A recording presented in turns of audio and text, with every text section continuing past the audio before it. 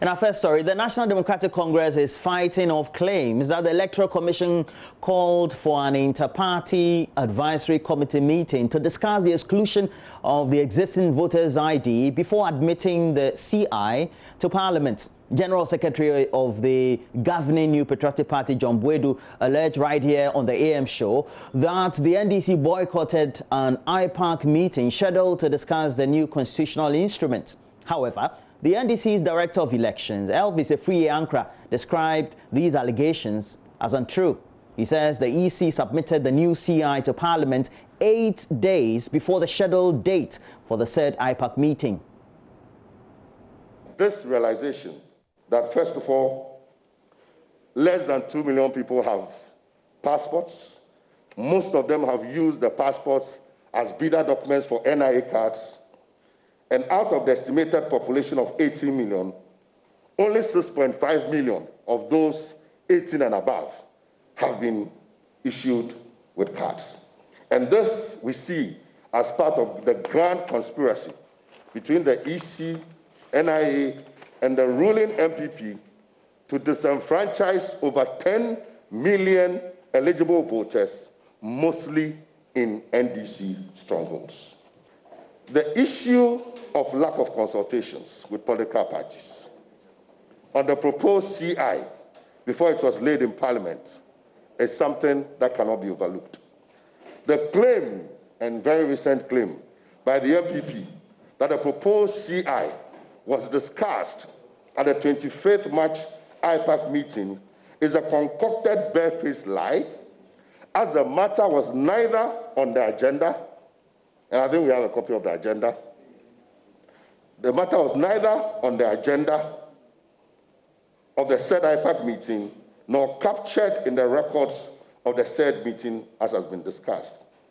In any case, and this is what makes it most ridiculous and preposterous, the proposed CI was laid in Parliament on the 17th of March 2020, 8 clear days before the 25th of March 2020 IPAC meeting in question. So how then do you say that a CI that has already been laid in Parliament was discussed at the subsequent IPAC meeting? Complete falsehood, and a very unintelligent one at that. Elvis Efriye-Ankra also questioned the rationale behind excluding the existing voters' ID as part of the requirements for registering. When it comes to identity management, it's not exclusive to Ghana. There are international standards and protocols. So the guarantee for somebody is meant to be the exception rather than the norm. By international protocol, only 5% of people should be guaranteed based on the secondary procedure, that is, people guaranteeing for you. The breeder document, which is the main document you choose, should be a document that majority of the people would have access to. And in this case, it should be the voter's ID card, which has over 16 million people. But you have a situation where, by virtue of the NIA's action, which I'll prove further, you will have over 16 million people, millions of people not being able to have access to the card, and yet that card is your main breeder document. That is not fair. So this idea of somebody can guarantee for you, in any case, from a very practical point of view, if you have to guarantee for 10 people in a very practical way, when the NIA were doing the registration, we all saw what happened. You go, you guarantee for the person, they say wait for the person to go through, because if any information you put out there is not correct and you've left, how would they know? So imagine somebody has gone there, spent a whole day or 2 days, 3 days, and then now he has to wait. All the people he guaranteed for, they must wait. It's going to be chaotic. That also delays the registration process.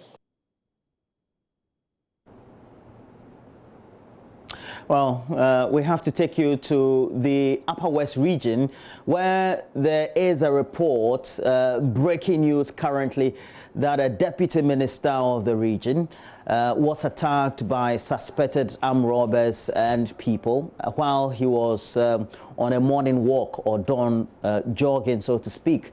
Now, would want to get the latest from our lead correspondent, Rafiq Salam, who is already on the line. Good morning to you, Rafiq. What really can you tell us about this incident? What did happen? According to the public relations officer of the Ghana Police Service, I'm talking about the Upper West Region, Inspector Gideon Boateng. He told me that the incident occurred last night around 9:30 p.m. When the deputy minister was on his usual walk about around his vicinity. He lives around Wale Sombo, and so every evening he do usually go around, and so he was on this ritual walk around when he had a call and was using his MTN mobile phone, because actually he was having two phones, so he was using the one on the MTN when these suspected marauding armed robbers came around, and so and they attacked him. And so according to the police, he sustained a deep wound on his right arm, and so but for the timely intervention of the police motor patrol team, they came around. By the time that they came around, the suspected robbers had taken off. And so he was helped by the patrol unit, talking about the mobile patrol unit, and then he was taken to a private clinic known as Homeland Clinic, and then he was treated. And so we are yet to get the details whether he was discharged last night from the home clinic. Okay, so it means as of now you don't know the state of the minister? According to the police, they are saying that his condition was stable because apart from the deep wound that he sustained on his right arm, there was nothing again. But they also said that when they attacked him, they didn't take anything away from him. He was still having his two phones intact. The only thing that was left, or the scar that was left on him, was this wounding of his right arm. Then the logical question will be how rife cases of robberies, petty thieveries, and then also attacks on innocent people in that area and other vicinity that you can talk about. Sombo is located on the western end of the Wa municipality, and then also most of these government officials do stay around there. That's why the Upper West Regional Minister stays, and then also other departmental heads. You can even see the Electoral Commission office is located there, the House of Chiefs is located there. So more or less, we have a lot of government or public buildings on that particular area. But to your question, talking about how rampant are these cases, it's been happening, but I wouldn't say that it's on the rise. But this is, I would say, it's an isolated case.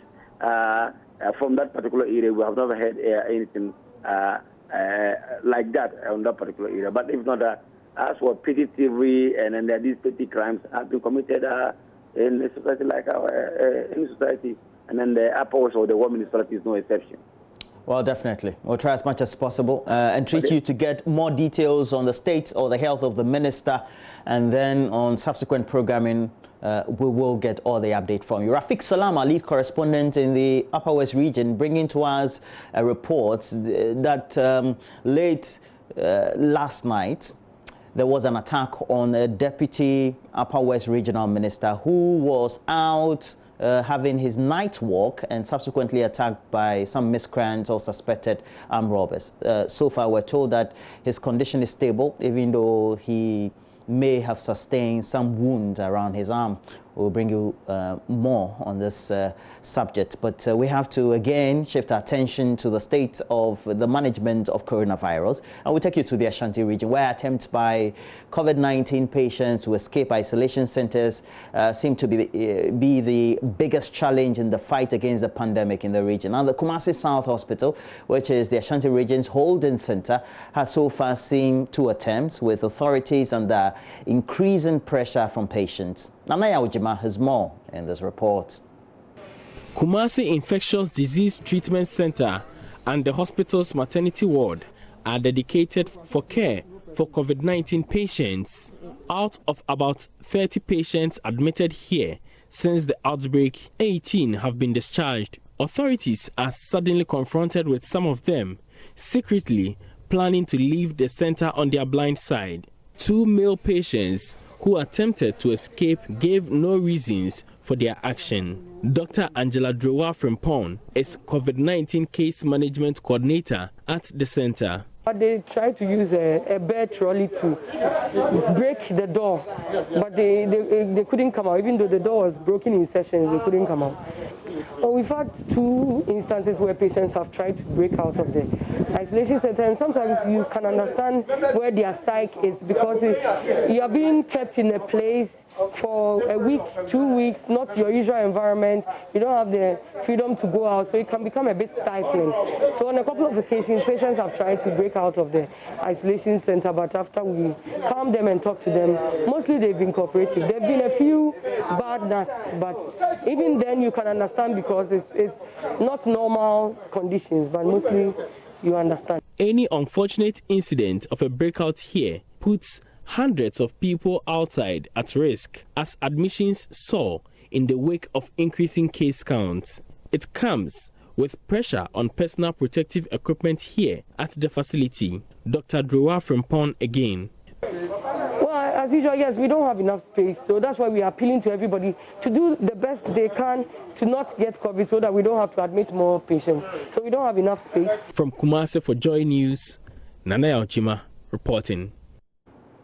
We'll still remain in Kumasi, where a circuit court in the metropolis trying the case of the alleged abuse of a 3-year-old boy by his father has denied a request by the accused to have his bail conditions reviewed. Ebenezer Osei-Bonsu was granted bail in the sum of some 50,000 Ghana cedis with 3 sureties to be justified. Lawyer for the accused says the family could not meet the conditions which required that the sureties to produce documents of landed properties. Erastus Osaridonko was in court and filed this report. Today's proceedings was very brief. The accused person was brought very early to court. He was looking very sober, sitting in the courtroom for an hour before the case was called. I must say that the case itself was held in camera in the judge's chamber, but after the proceedings, the defense lawyer and both the prosecution have been briefing us, and they've been telling us what happened. We are now learning that the defense lawyer raised preliminary objections with some documents tendered in evidence by the prosecution, and so the judge sustained that objection and has asked the prosecution to fix it. We are also learning that the defense lawyer wanted the court to review the bail conditions. Currently, the accused person is in police custody. He's supposed to be bailed in a sum of 50,000 with 3 sureties, each of them to provide a landed property to be justified. And that the defense lawyer thinks is too much, and they cannot meet those bail conditions. But we do understand that the court rejected that prayer, and so the accused person again is in police custody pending a time when they will be able to meet the bail conditions. So we are now learning that the CMC that was held in chambers, and CMC refers to the case management conference that they did today, is expected to continue tomorrow. And so, if possible, on Monday, if everything is done, the trial can continue. Today, we had the victim of this whole alleged abuse coming to court with her mother. Junior was looking cheerful today as compared to the other days that we saw him.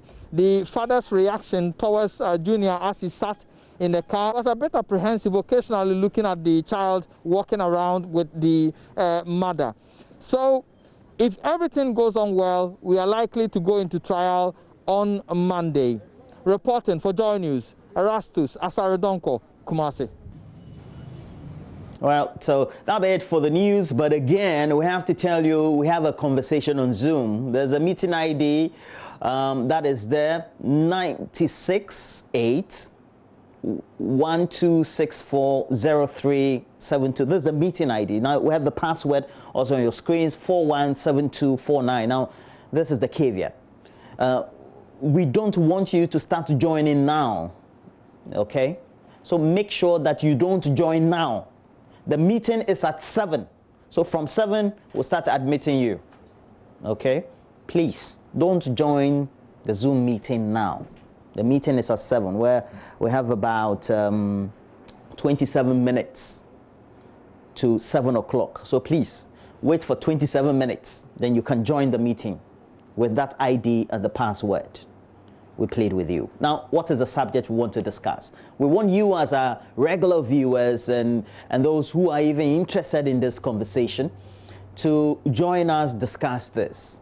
Just yesterday, that's on Thursday, the briefing by the National COVID team did indicate at the Ministry of Information during that briefing that we brought you live right here on Joy News that we have a new normal. Life is going to be around us shaping the way we do things because of coronavirus or with coronavirus in mind. How do you intend in your own conceptual way as an ordinary Ghanaian going to live with coronavirus as a new normal of life, as the way of life, okay? And we want everybody to join in the conversation, as many people as we can admit, all right? And the conversation is from 7, not now.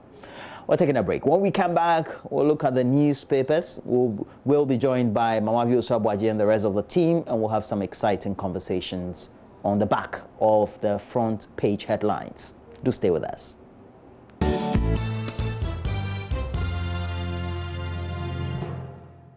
Well, we're in to do the newspapers. Mama V is right here, and today we're doing a great lopsided gender balance.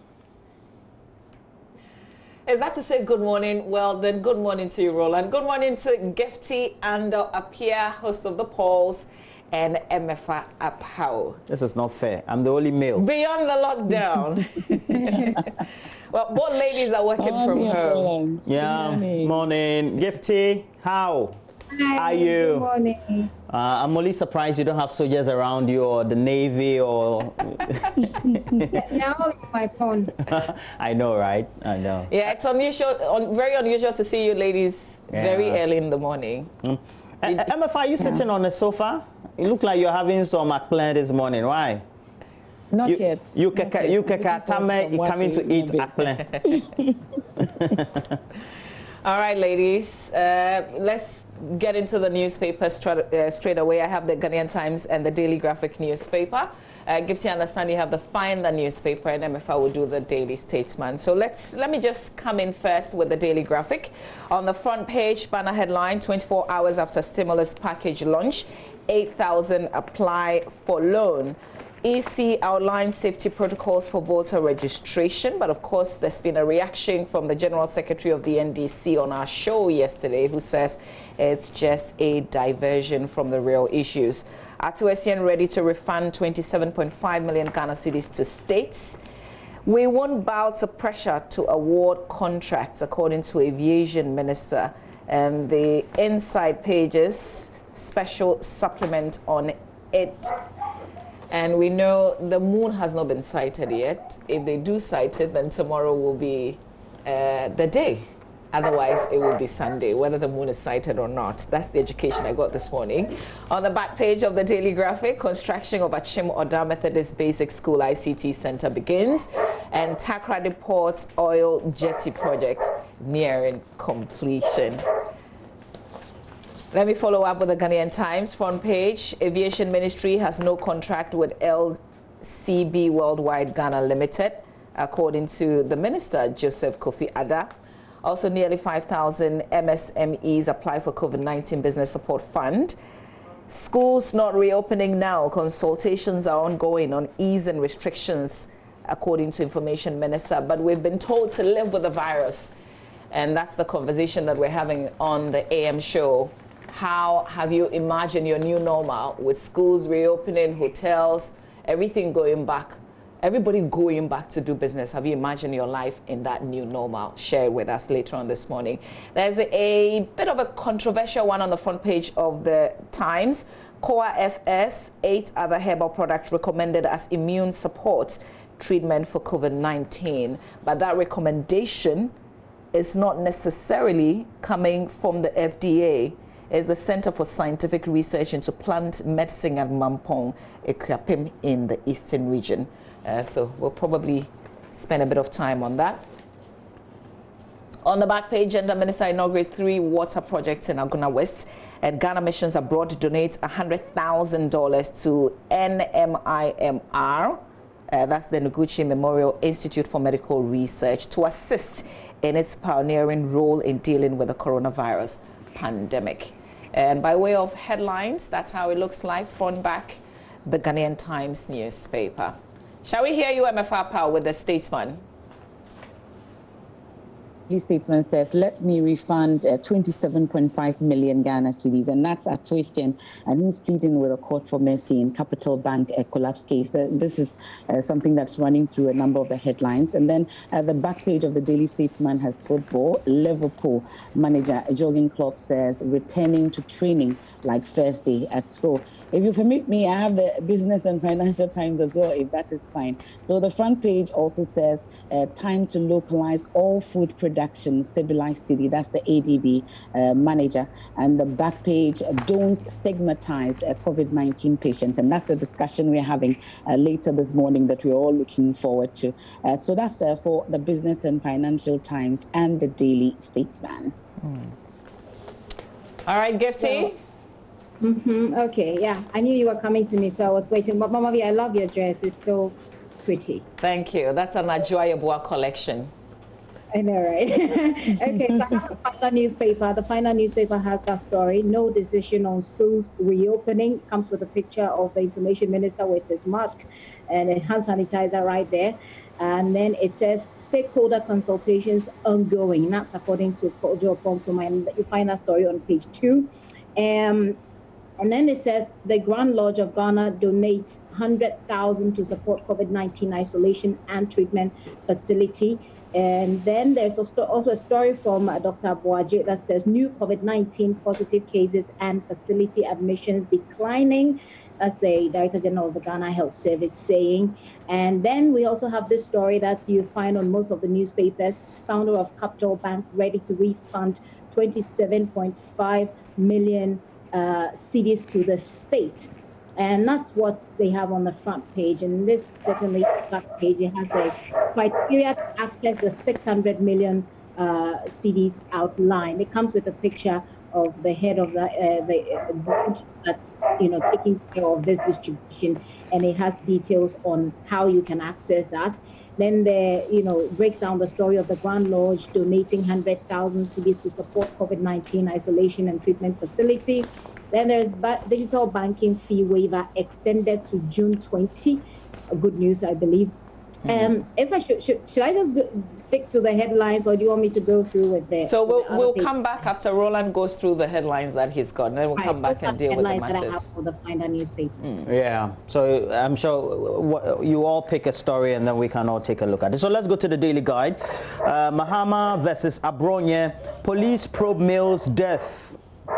So we have Mahama versus Abronye, and then police probe death. It has an attached picture of combined personalities, Abronye, and then the flag bearer of the NDC, former president John Dramani Mahama. Up there we have Atuesian refunds 1.4 million Ghana cedis, and Obinim family wails over bail.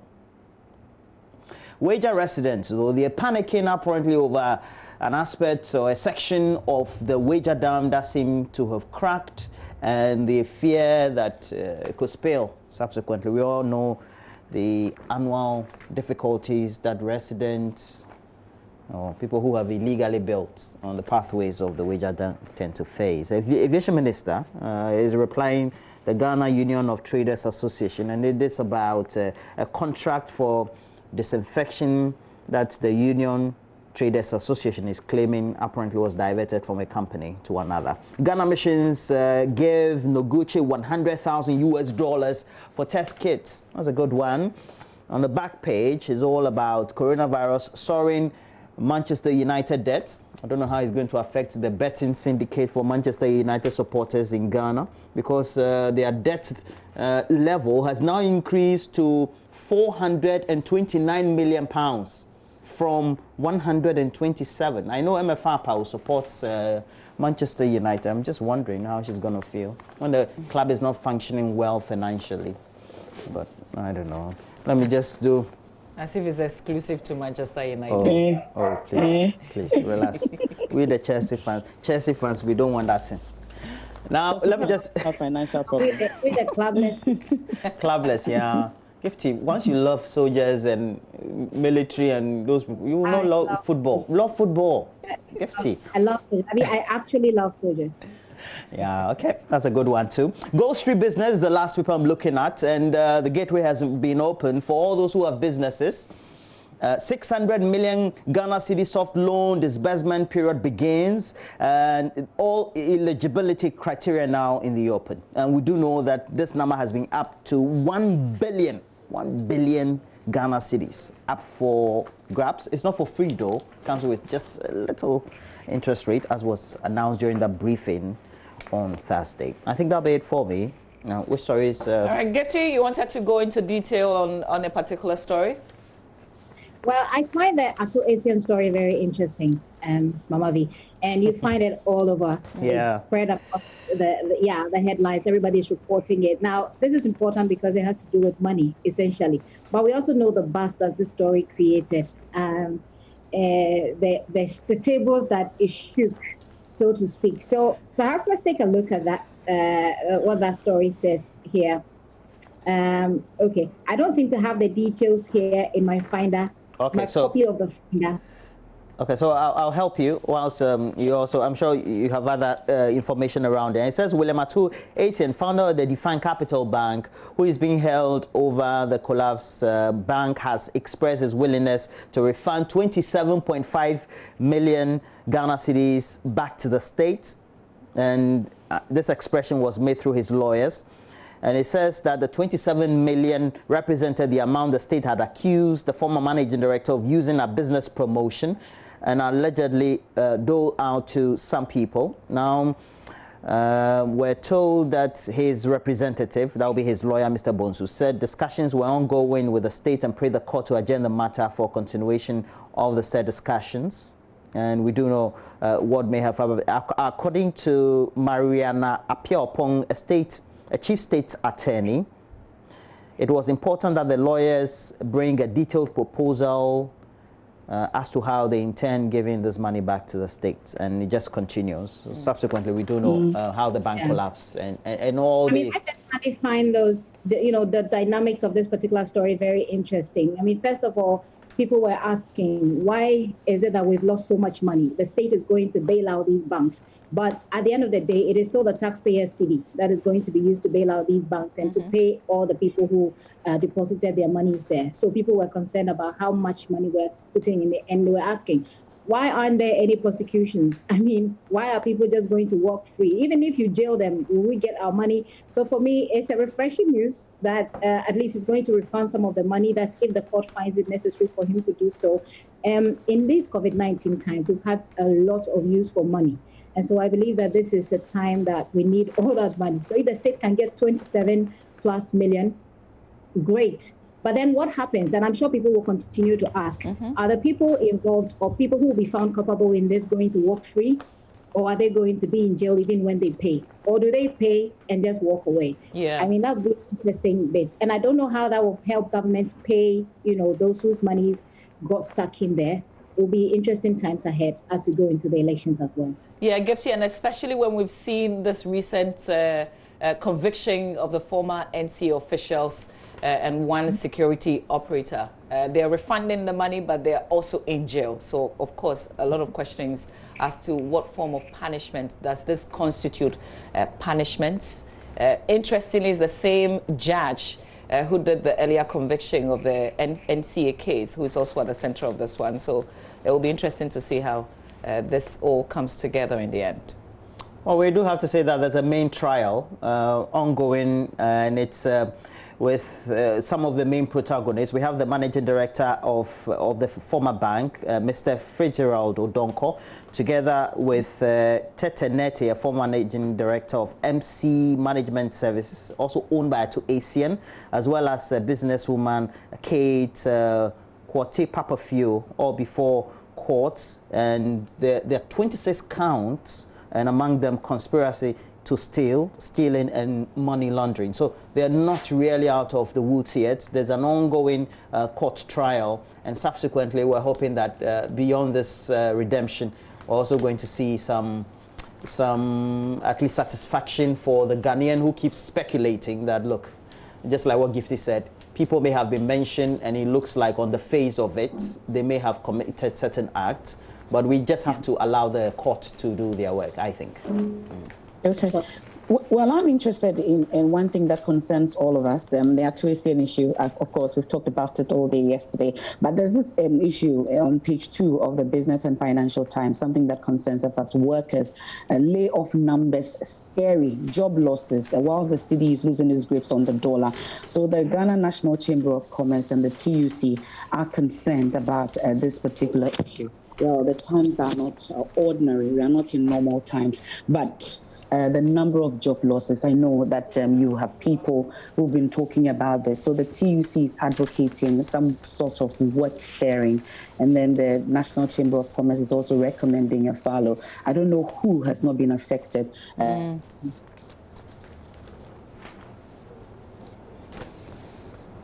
I think we lost the sound connection there to MFA. Yes, by this the Ghana National Chamber of Commerce. Can you hear me? We can hear you now. We yes. can. Okay, so that's one issue that I find interesting this morning, that we can't stop talking about. There should be other alternatives that we should be looking at as workers. Well, considering the number of job losses that we are.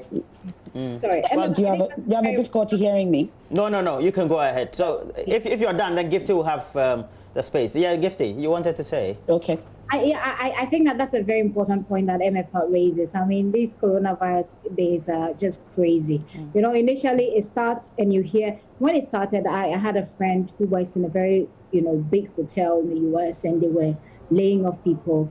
And gradually we're seeing it come home to us. I mean, we're seeing what's happening within the media circles. We're seeing what's happening elsewhere. People are losing their jobs. People are getting half of their salaries. So that's a very important point. But MFA, when the TUC says work sharing, do they break it down? What do they mean by work sharing? I mean, I don't understand.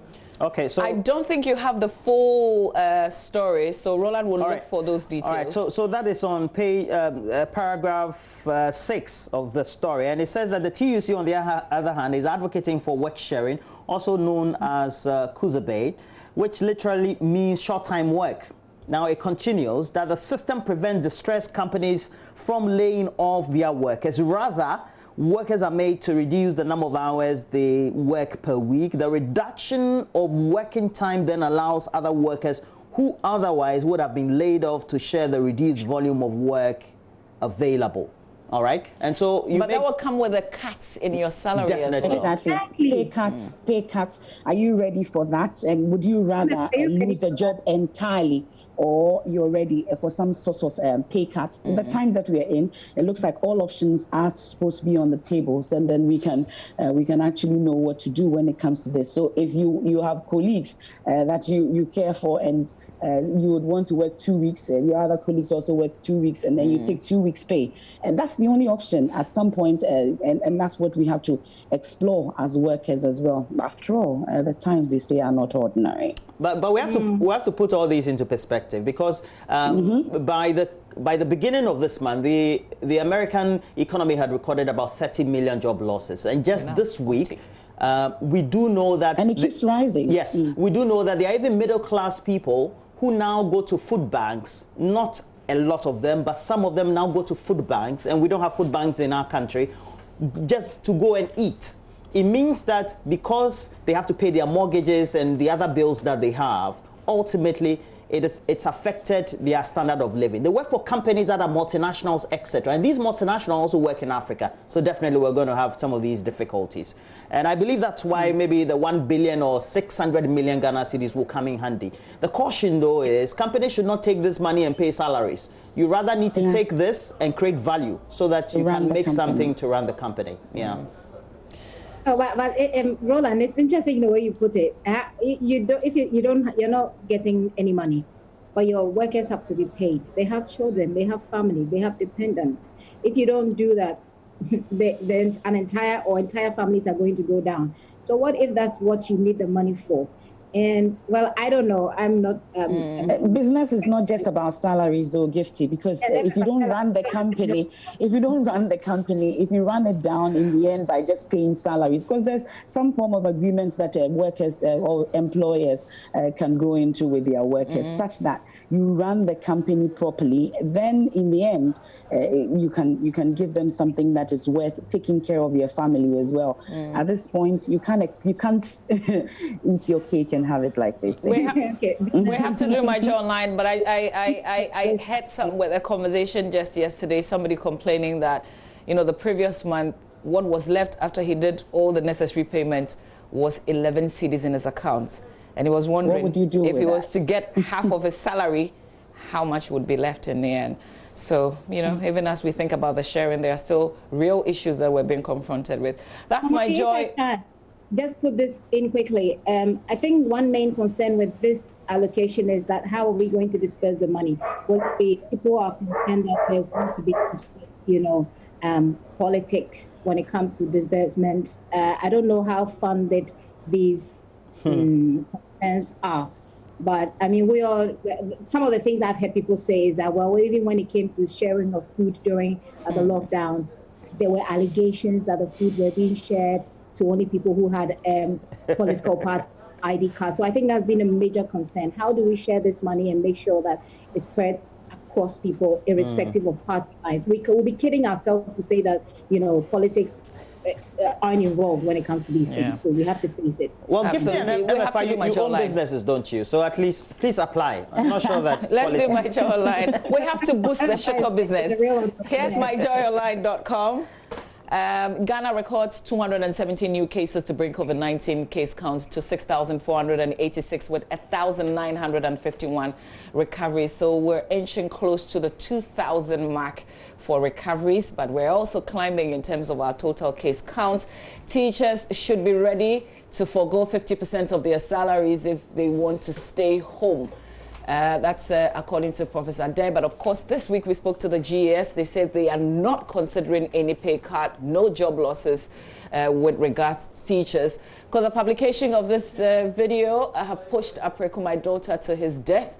Social media users ask. Power outages hit parts of Ghana. And my mission to expose fake pastors, Kennedy Japan justifies attacks on Obinium. Okay, so this is the angle that we shared yesterday. There's a lot to look forward to. Let me just tease you a little bit with this one. Let's watch. It's a must watch. Yeah, I know. Gifty is a friend to Kennedy Japan, but it's not a problem. An interview I still look forward to. That's a super promo. It's a super promo of the year. But 22, hey. Okay, all right. Be careful what you say. Yes. You do research on you. Yes. Otherwise. I didn't have to think to reach over 22 there. Well, thank you, the two of you. I'm told that for Monday we're with you, as well as Araba Kumsin joining us live. Pardon? Don't oversleep, Gifty. I know Gifty. 1 a.m. you're awake, so don't sleep by 5. Well, I take a break next week, so ladies, it will be just you and Roland. Yeah. Enjoy it. To where, Mama? It's a holiday. She told me she got inspired. 22, and she has only 2 means that she has to go and. So she's going to get to work going to breed. All right, ladies. More inbreeding. Enjoy the weekend. See you later. Okay, no, see you both later. Yes. But you didn't ask whose dog is that? He asked me, that's dog? It's mine, no. It's mine. All right, do enjoy your weekend. We'll see you all right here on Monday, live early morning. So that's MFR Power and Gifty and up here. We've got to do sport. We've got George Adu Jr. doing sport this morning. Stay with us. We'll have that big conversation, our new normal after sports.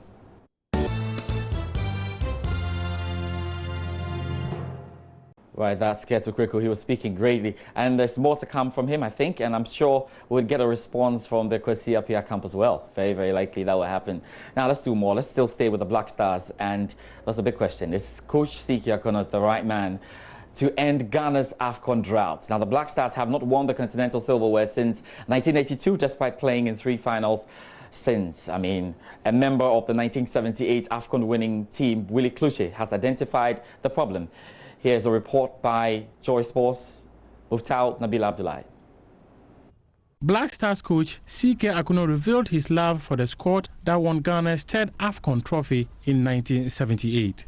Many have praised his desire to adopt and modify the system that won the country gold medal in the AFCON 42 years ago. However, Mr. Kluche, speaking to Joy Sports, insists the attitude of the current crop of players is a hindrance to C.K. Akuno's quest of emulating the success of his year group. I see players projecting themselves for their foreign contract and forgetting about the agenda of the country. Right now, we are talking about 39 years we haven't won the African Cup of Nations. Is that the mentality of our players? Are they also thinking like that? Are they hungry to win the cup for us? Or they are just trying to play in the African Cup of Nations, play in the World Cup, at the end of the day to better their contract outside the country? If they have this mentality, I promise you there is no way we can win the African Cup of Nations now. Ghana has failed to win an AFCON since 1982, and the technical director of Inter-Allies detailed how the team chalked the success.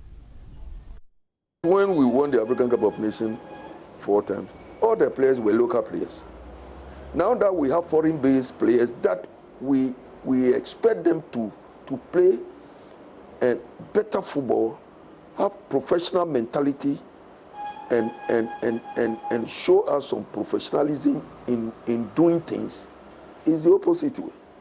They only come and their mentality is on money. They are going to the African Cup of Nations, they want to meet the president and bargain how much we are getting. They've lost their cup. Because is the focus the money, or is the focus the cup?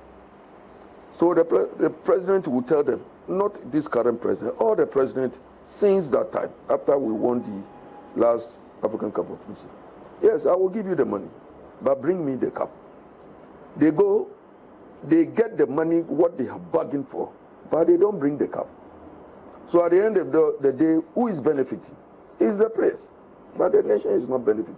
So until they change their mentality, that next time when we are going to African Cup of Nations, we don't need to go to the Jubilee House to meet the president and talk about winning bonus, talk about allowances, but let's go and come. When we win the cup, what you have, give it to us. That is the mentality we have back then. So at the end of the day, after winning the cup, before a champion told us that he was going to give us an estate house. It has been 38 years since Ghana last ruled the rest of Africa in the continental football competition. There is hope CK and his group of players would end this drought. Per Kluche's assessment of the team's perpetual failures, this remains just a hope. For Joy Sports, I am Muftau Nabil Abdullahi.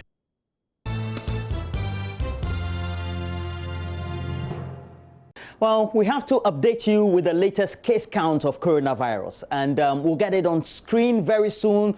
But it's also because on the screen, we have a lot of you joining us, and it's for good reason. We want to make sure that we don't make this conversation, the conversation about how the new normal of life is going to be. We have to live with coronavirus according to what our health officials are saying based on their assessment, and this was grandly announced at the last briefing, of which we're going to have another one about where we're going to go by way of decision making, whether we're going to accept Ghanaians in country or not. But Mama Vi also, we have a number of cases, and we have to say that we've recorded 217 new cases of the novel coronavirus, bringing the number of confirmed cases, as you can see on your screen, to 6,486. But also remarkably, we have close to 2,000. The figure is 1,951 also recovering, indicating a rise of 53 from the last update. So the number of deaths remain at 31. There's a briefing this morning because apparently government has considered bringing a category of Ghanaians who are locked outside the country into the Ghana. The Minister of Information will be briefing the nation this morning as to exactly the decision arrived at the last cabinet meeting. So you see there tabled for discussion is the admission of some category of Ghanaians into Ghana. That will be at 8 a.m. exactly. That's the advertised time. We'll bring you details of that when, of course, it gets underway. But I've got a special dedication today. It's your birthday. The National Coordinator of the Computerized Schools Selection and Placement System, Mr. Mark Sasumensa, it's your birthday today. Yeah. Enjoy your birthday. Charlie, he has to become my good friend. Yeah. Who's that, Mark? Yeah. Mark Sasumensa. So it's from me and your hymning to you as you celebrate your birthday. Well, today. And talking about one of our ardent watchers and viewers, that's Mark Sasumensa. But we also have a lot more of you who have joined us via Zoom. Yes, it's our new normal. Yeah, our new normal is now to communicate this way alongside others. So, can some of you turn your screens? Is it landscape? Yeah, landscape. Yeah, very good, very good, very good, very good. So we're going to say good morning. If you heard the good morning, please say good morning back. Landscape. Yeah, landscape. Yeah, good morning. Good morning. Okay, great. We're going to have a fantastic conversation. Listen, we've opened this conversation app so you can join us because, you know, yesterday it was announced that we're going to be living with the virus and we have to begin the conversation. So when you start for us, kindly introduce yourself. Mention your name, tell us what you do, if you have a family, and of course, yes, Roland, where you are. And tell us how your new normal is going to look like. So who is going to go first? Mohammed will go first. Mohammed. Okay, so who is Mohammed? Please go ahead. Mention your name, what you do, and where you are currently, or where you live. If you see my name is Mohammed Seidu. Okay. I work at Enterprise Insurance. Okay, sorry, Mohammed. Shall we make another announcement? If you're not talking, can we have everybody mute themselves so that you only unmute when is your turn to talk? Yeah, Mama V. So I'll be the ombudsman or the judge. So Mama V will conduct the interaction. Please, all of you, unmute when you're not talking. And then when we get to identify... Mute when you're not talking. Okay, mute when you're not talking. When we get to identify who should talk, then we will allow you to talk while the rest of you gladly mute your sounds, okay? Do we Mohammed, you are the first. Mama V, take it over. I'm here. Can you hear me? Yeah. Yes, Mohammed, we can. Loud and clear. Go ahead. Okay, my name is Mohammed Seidu. I work at Enterprise Insurance. I'm talking all the way from Dakuman, Accra. Fantastic. Okay. I'm happy to be here. All right, great to have you on the show this morning. So now that we're going to be living with the virus, have you imagined how your new normal will look like? Children going back to school, hotels working, everybody back to business. How would it look like?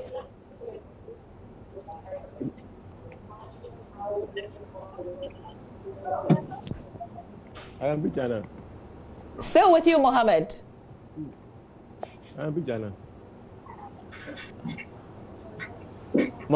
Mohammed.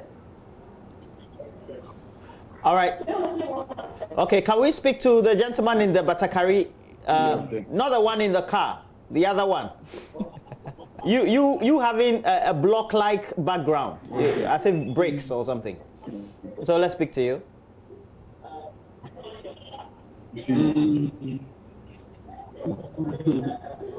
They are doing something. Yes, you are waving your hand. Can you talk? What's your name? We can't hear you. Okay, you have to unmute yourself if you're going to talk. Roland, can you hear me? Very well, very well. Okay. I'm Engineer Imako. Great. I came from all the way from Bogatanga. Bolga. Okay, very good. How do you intend to live with coronavirus? You know, technology has come to stay, and then this is how we are all living with it. As of now, I'm in the office. I get to the office around 6 o'clock so that I'll do away with crowds. That's what we do. So for we, the technology guys, what we do, we cannot even travel across the country anymore. Because I'm supposed to move from Boga to from Wa to Tamale, and then this virus has happened and then seized all my activities. That's what I'm living with now. But you have to go onto the field.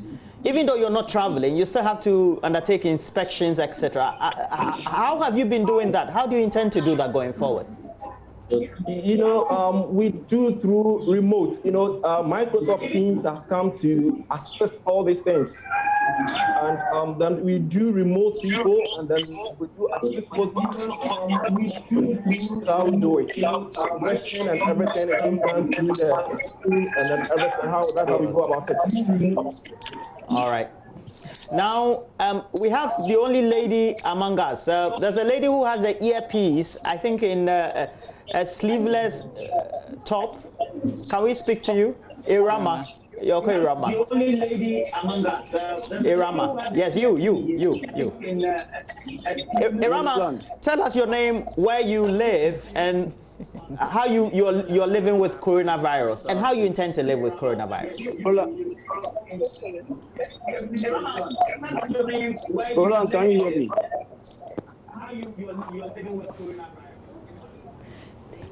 Okay, so these are the rules. All of us need to mute our sounds, so that right now we've muted all of you. Okay, and then when we have identified you to talk, you will then unmute your sound. When we have identified your hand, of course, we will make sure that you raise up your hand and we identify you, and then you will unmute. Okay, Roland, I think you said are you moderating or because you're confusing me? No. We can't raise your hand, so you just raise your hand if you're ready, and then we will unmute you. All right. Okay, so Nanama. Reduce the volume on the TV set. If not, take it off or switch off the TV altogether. Or perhaps you just reduce it so you can see your image if that makes you comfortable. Okay? Irama, let's hear you. Okay, so I'm Irama from Cape Coast. And then I'm a nurse at Cape Coast Teaching Hospital. Well, I haven't been at home since because I'm a nurse. I've been going to work every day, running the normal schedule, but then we do wear the PPEs when we are working on patients. My unit is the emergency unit, so we are working on COVID unknown patients and then COVID suspects. But then if you are a positive case, then you are taken to the treatment center. So on a normal day, I go to work. I'm only at home when I'm off duty. And even at home, when I'm coming home, I do wear my face mask. I do ensure that I wash my hands, I use the sanitizer. So yeah, I think I've been learning to live with COVID since day one. Okay. And you're comfortable going the rest of your life with this kind of way of life? It's been difficult. Sometimes it's draining because our patients seem a little bit scared seeing us in the PPEs. Now they can't see our smiles, they can't feel our touch. And then sometimes we have to, not sometimes, even all the time, we pre-triage them before the main triage. And most of them don't understand why I'm coming with an emergency and you need to pre-triage me before you take me inside. But then we do keep explaining to them every time that in COVID, there's nothing like an emergency. We need to screen you before we take you to the unit. Okay. Well, thank you for sharing that with us. Yeah. Roland, we see some more hands waving. So we have Bukari Sally Bukari. Please wave your hand for me if you're Sally. Bukari Sally. Hello, Mama V. Yes, hi. Is that Bukari? Good morning. Okay, good morning. Please introduce yourself. Yes, my name is Ibrahim from Yeah, I'm Bukari Sally. Okay. I'm Bukari Sally. Okay, so let's hear from Bukari Sally first, and then we'll come to the rest of you. Bukari, the question is... All right, very well. Yeah, I'm Bukari Sally. Okay. I'm Bukari Sally. Okay, so let's hear from Bukari Sally first, and then we'll come to the rest of you. Right, so Bukari, can we get you now? Please go ahead, Mama V. You can interact. Hello.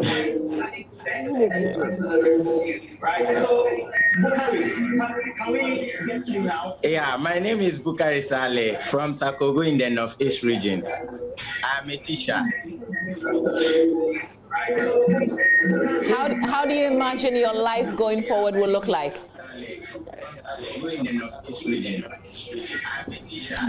Okay, Bukari, we can hardly hear you, and that's because your TV is so loud. So kindly turn the volume down completely. Otherwise, we can't speak to you now. We've muted all of you. Can we have, so I see, so okay, you've just gone off because there was somebody in red. Bukari is a gentleman. Can you give me a name? In the car. Good morning, Mama V. Okay, hi, good morning. Please introduce yourself. My name is Obed Nkrumah. Okay, Obed, go ahead. My name is Obed Nkrumah. Okay, Obed, great. How is your new normal going to look like?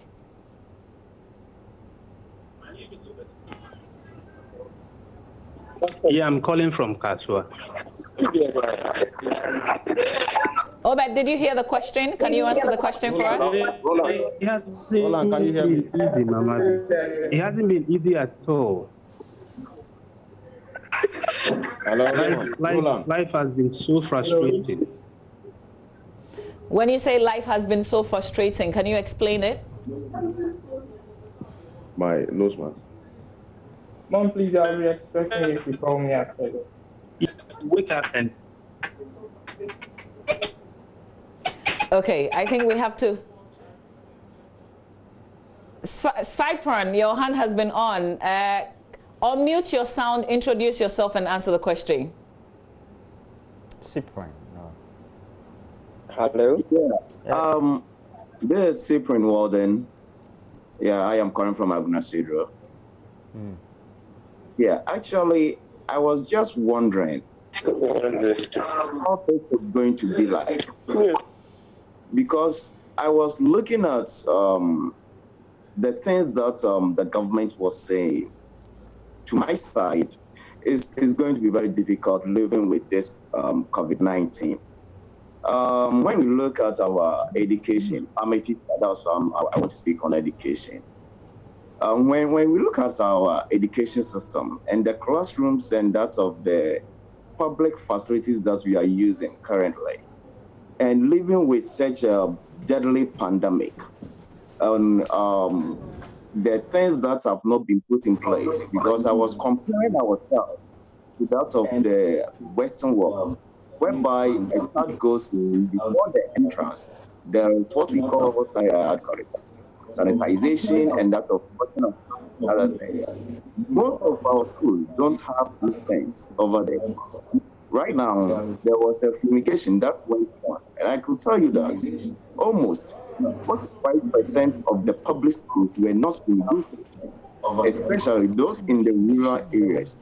And now that we are going to live with this pandemic, it is going to be something terrible for most of it, and we are going to fear a lot. Although we'll be practicing the protocol, but I don't think that is enough.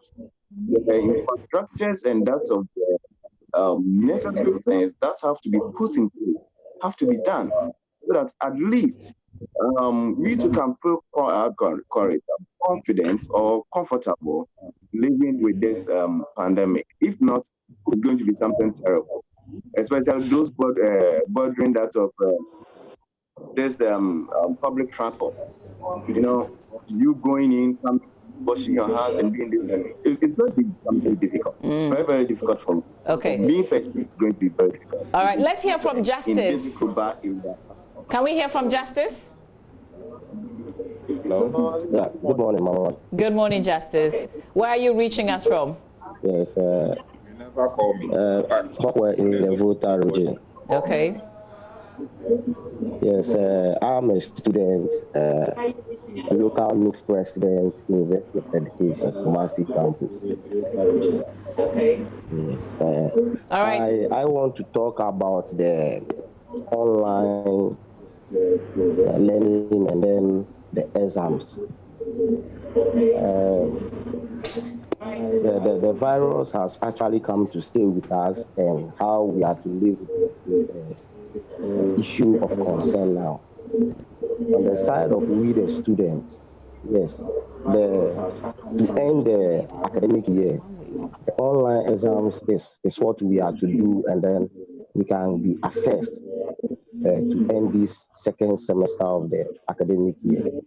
But most of the universities, we are facing challenges in accessing the portals and then the LMS, especially the University of Education. We try to take some quizzes and NISEMs, but it's like the system have not been fair. It has been very challenging. Students try to log in before they could realize they are taking off, and then the scores come 0/20.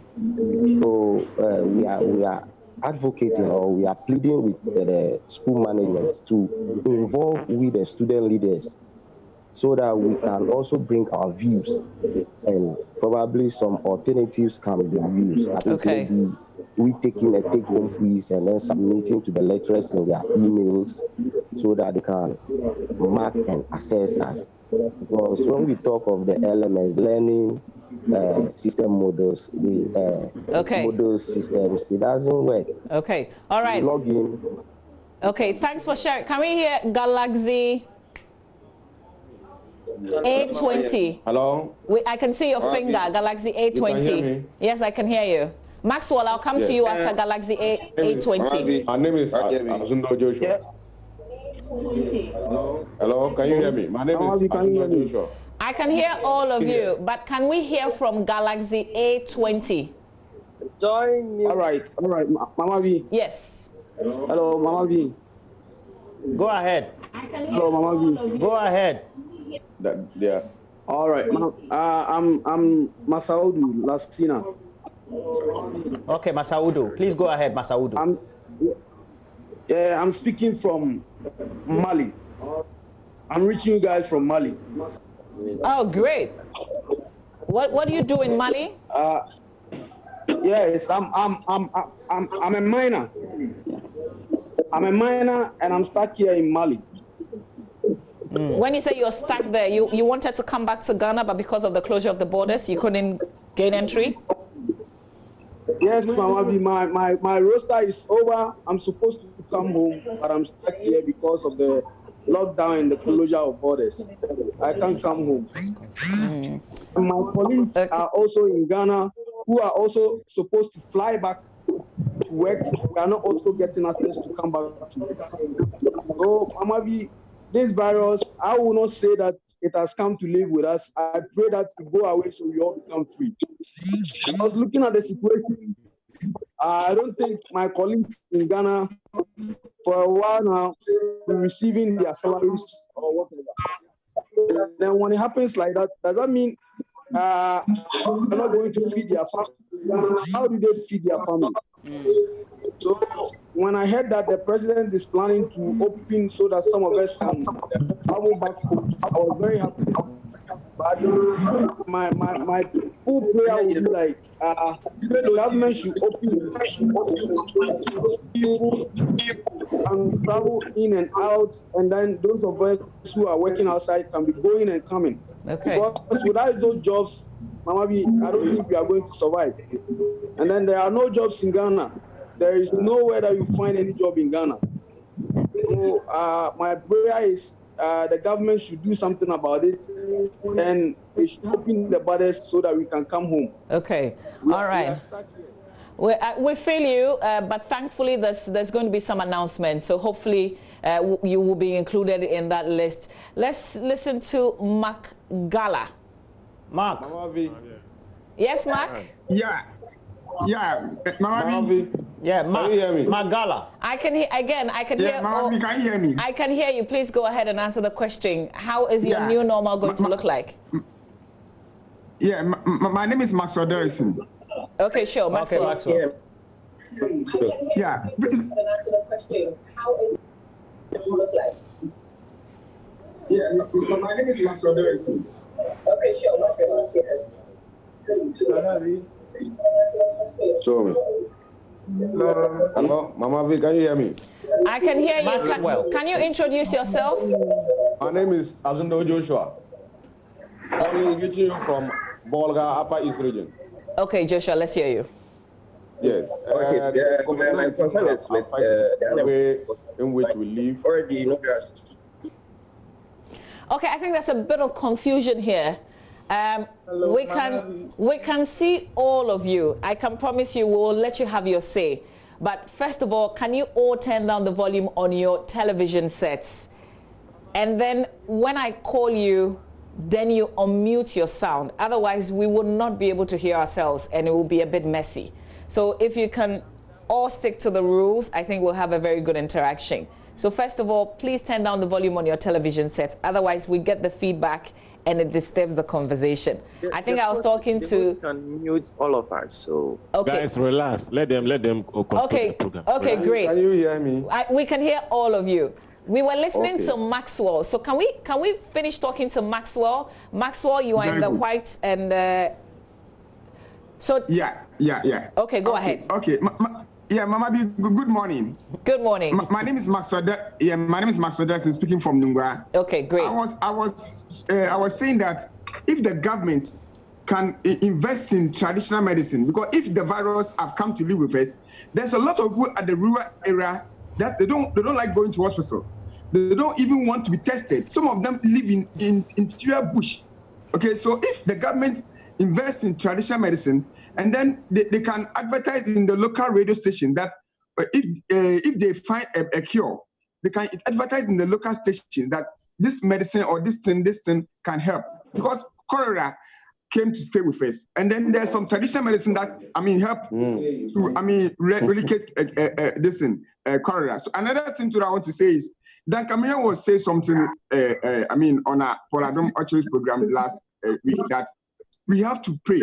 You know, if Christians or if Muslims, if all of us, we cannot, get like 10 people, 5 people, 15 people and pray.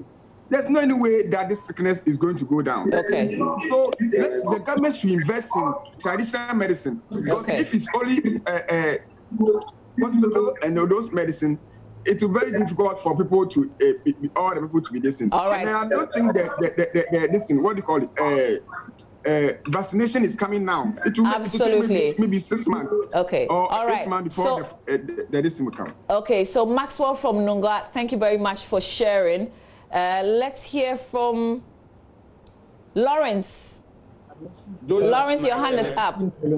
Lawrence. Mama V, this is Joshua. Okay, wait, Hello, hang on. Mama V, can you hear me? Who is talking, please? Joshua. I want to talk about the government. Okay, shall we have the rules again? Can you all mute? I'll mention your name. Okay, so Lawrence, I see you waving. Joshua, I promise I'll come to you. Let's hear from Lawrence.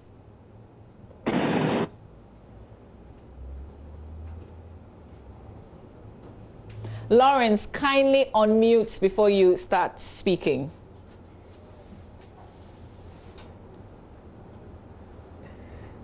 Is Lawrence speaking and we can hear? It looks like yes. Mama, I'm Buka Isali. I was to make a submission, but my television volume was high, so I submission. Can you please okay, we can hear you, so continue with your submission. Okay. Most of the people in Ghana still believe that coronavirus is not real, especially those in the rural areas. They feel like coronavirus is not real, and they sometimes want to see the coronavirus patients physically before they believe the fact that coronavirus is real. Coronavirus is real, and it has come to stay with us. And then if education is not made too serious to these people in the rural areas, people will have to contract coronavirus without knowing. And then the other fact is that I'm a teacher, and then we hope that school resumes very soon. And if school resumes, what are the protective measures to be given to teachers to face these students who one doesn't know who has coronavirus? All right. Very important Joshua, things you raised there. Is it Joshua? Okay, Joshua, let's hear you, Joshua. Yeah, Mama V, my name is Azundo Joshua, reaching you from Bolga, Upper East Region. Okay, all right. The virus, in a way, have affected the way we live and also affect our working environment. Because if you move out to rural areas to be able to work, because of the pandemic, you can't reach crowd.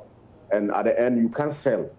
And most companies even lay people off for not be able to achieve what the business want to do. So I pray and hope that by the end of this next month, the virus will go away and we'll come back to normal life. So okay. Thank you. All right, thank you very much. Is that Lawrence? My submission, I didn't finish. Who is that? Mohammed.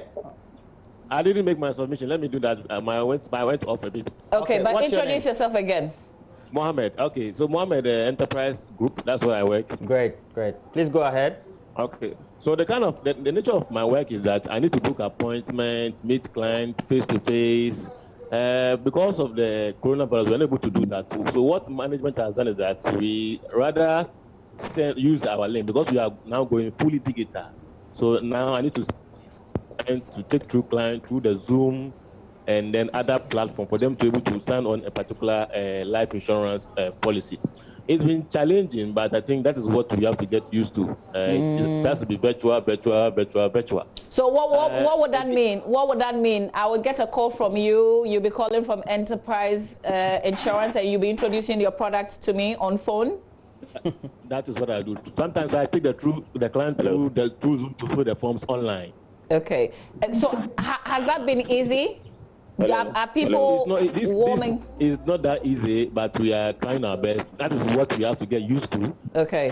Because that is the way forward, and then it's helping. It's helping me in any way. Okay. But secondly, I'm a Muslim.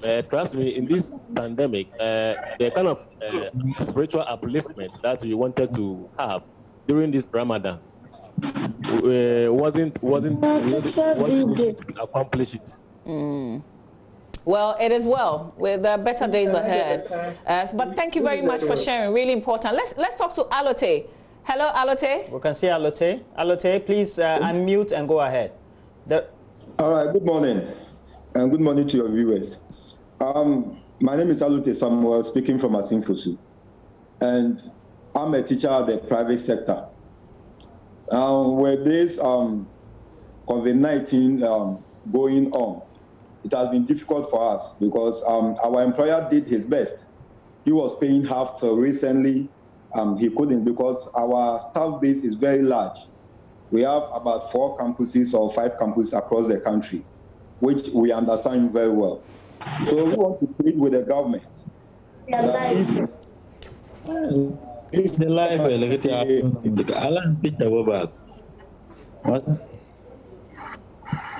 Okay, I'm not sure what's happening. Oh, we can hear you. Please go ahead and talk. Alote, so you said you're pleading with the government too?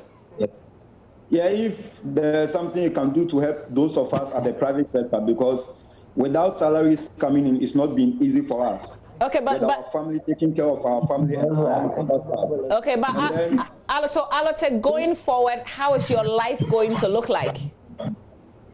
Well, COVID being part of us, we have to accept it, wear our nose masks, practice the social distancing, and we are hoping that the government will with some precautionary measures put in place for us so that life can continue. Just as AIDS came and it has come to stay with us, we are still living, life still continues. Okay. So we are hoping that measures will be put in place.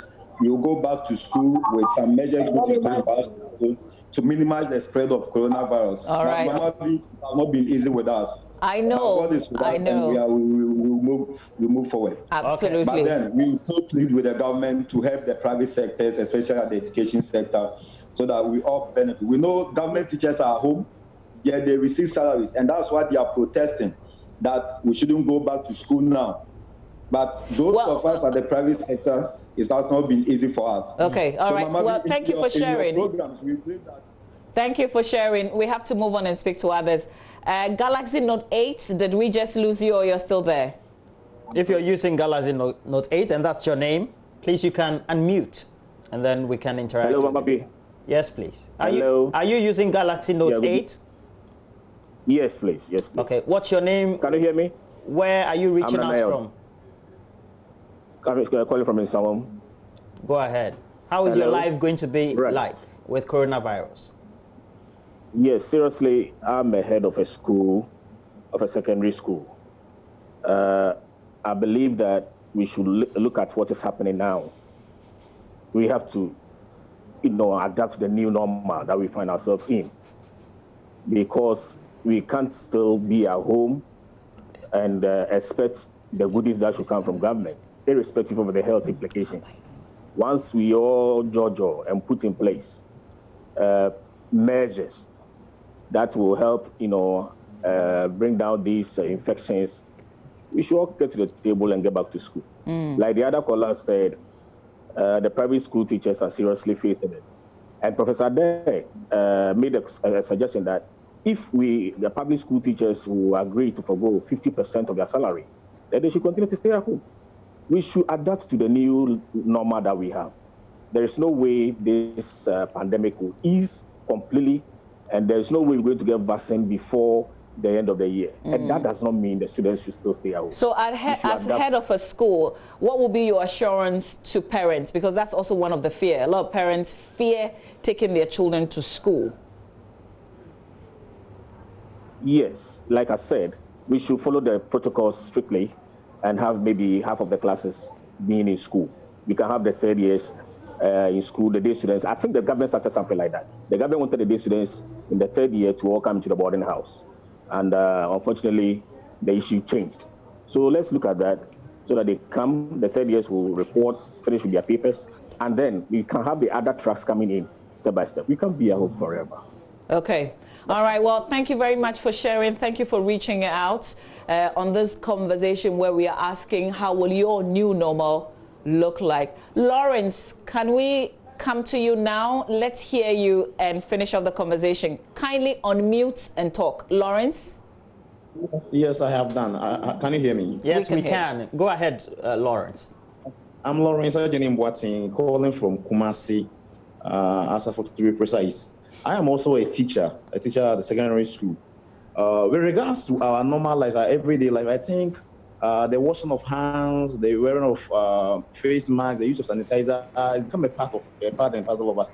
But what still engages on what the problem with still persists is the belief of others that there isn't any virus, that the virus doesn't even exist. Yesterday, I boarded a bus, and in the bus, somebody made a statement that I was very much taken aback. He was saying that the numbers that keep going on, it is the government are cooking the numbers so that they will get some money from, and I was surprised. That person looks like he's a gentleman. He looks like a gentleman, somebody who is educated, but the kind of statement that he was making. So if somebody I perceive to be educated is making this statement, has this belief, how much more those who are not educated, those in our villages? And let me come back to my sector, that's the education sector. Others are advocating for the reopening of schools.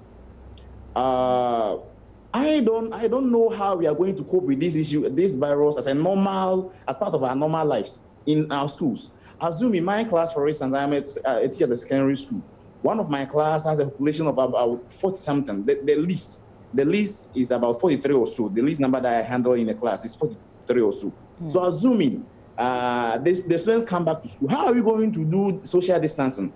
And also in their dormitories, who is going to supervise them to do social distancing there? So it is a very difficult thing altogether. I watched a video. Can you hear me? Please go ahead, Lawrence. And wrap up. Get ready to wrap up. I watched a video of China. They've reopened school and how they are going about it. When the students are entering, they do disinfection, they give them a lot of things. But I think if that is implemented here in Ghana, it will be better. But it has a cost implication for the economy, which I don't think they absorb that cost. Okay, Lawrence, thank you. I think that'll be it for you. Now let's go to Infinix Note 8. You're in a polo shirt, yellow in color, predominantly. It's yellow. Infinix Note 8, you're in yellow polo shirt. Unmute and talk. Infinix Note 8. No. Yellow, yes, you. Good morning. Good morning. Good morning. Good morning. Yes. Yeah. I work in Amanano Rural Bank.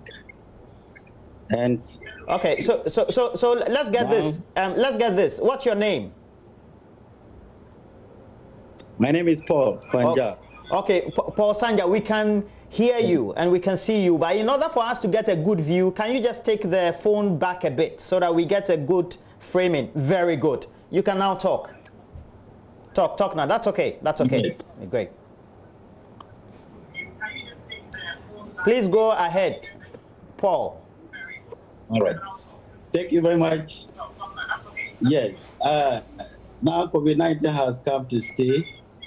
And with the banking industry, I'm in a rural bank. Yes. Sanitizer is something that we have to use constantly. So use a sanitizer constantly because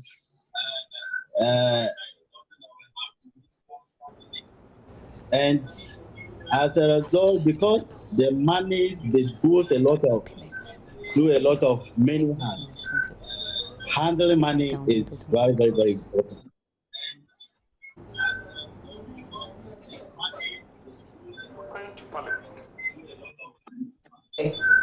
All right, well. So, the Veronica bucket to be constant, sanitizer constant, so that we can keep safe.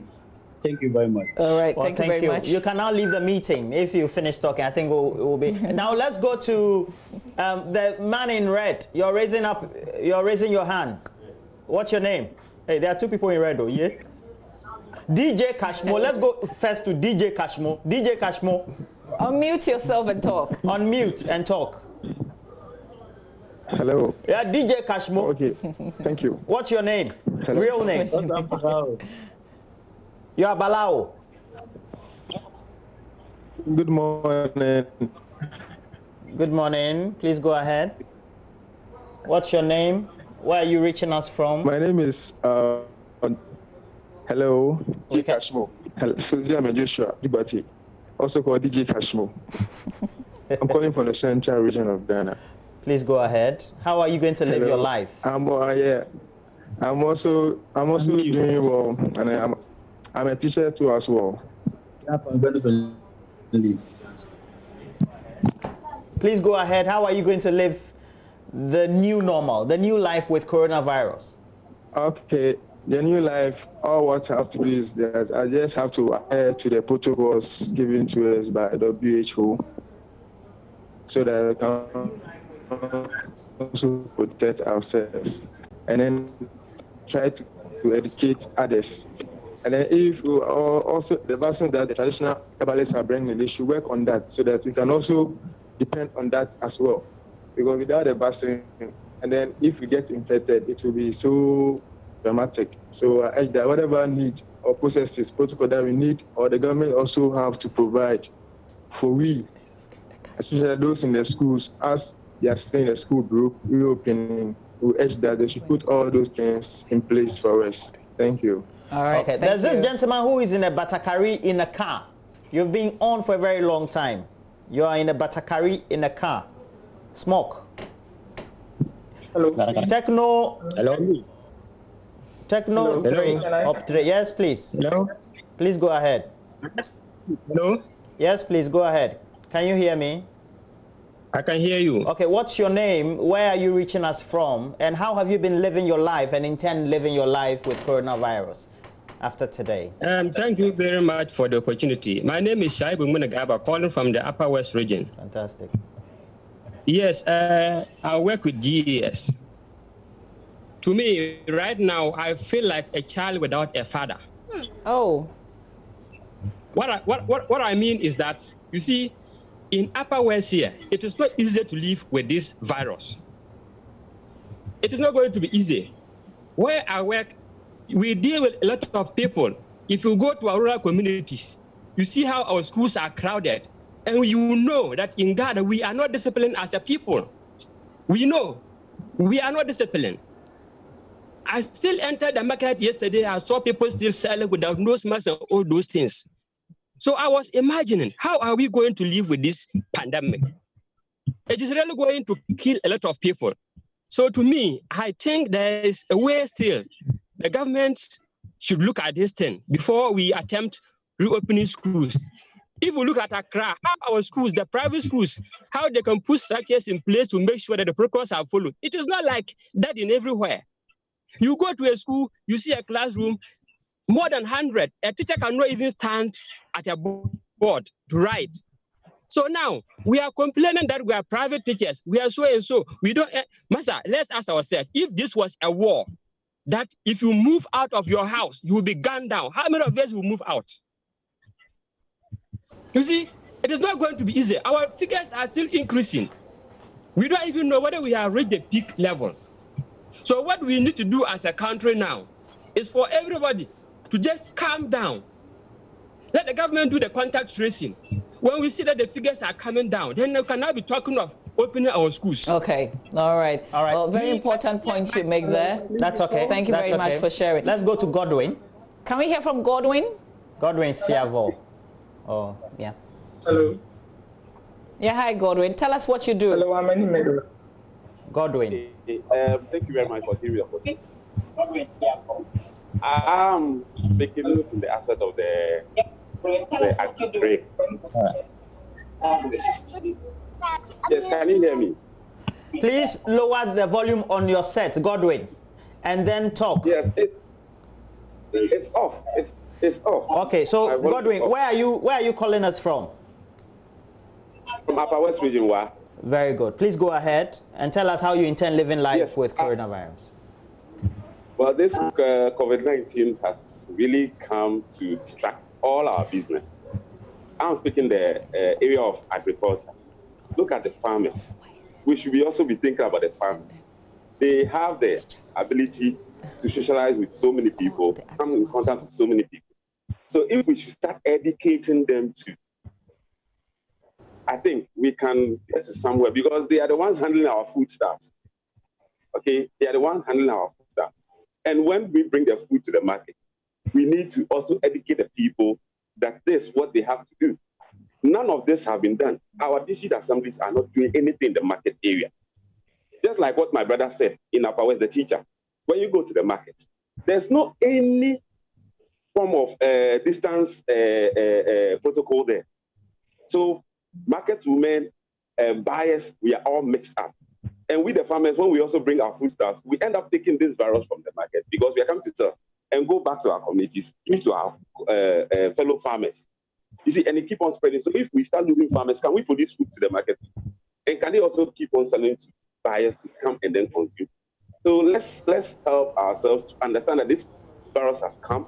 It has come to stay with us. Although people are still fighting to get the vaccine, we have to agree that, yes, it has come to stay. So let's go by some kind of protocol to keep ourselves alive and save more lives. But we can get the virus to be wiped out with the vaccine. Okay, all right. Thank you. Godwin, thank you very much. Let's go to the next person. Roland, you've got a name? Asterix.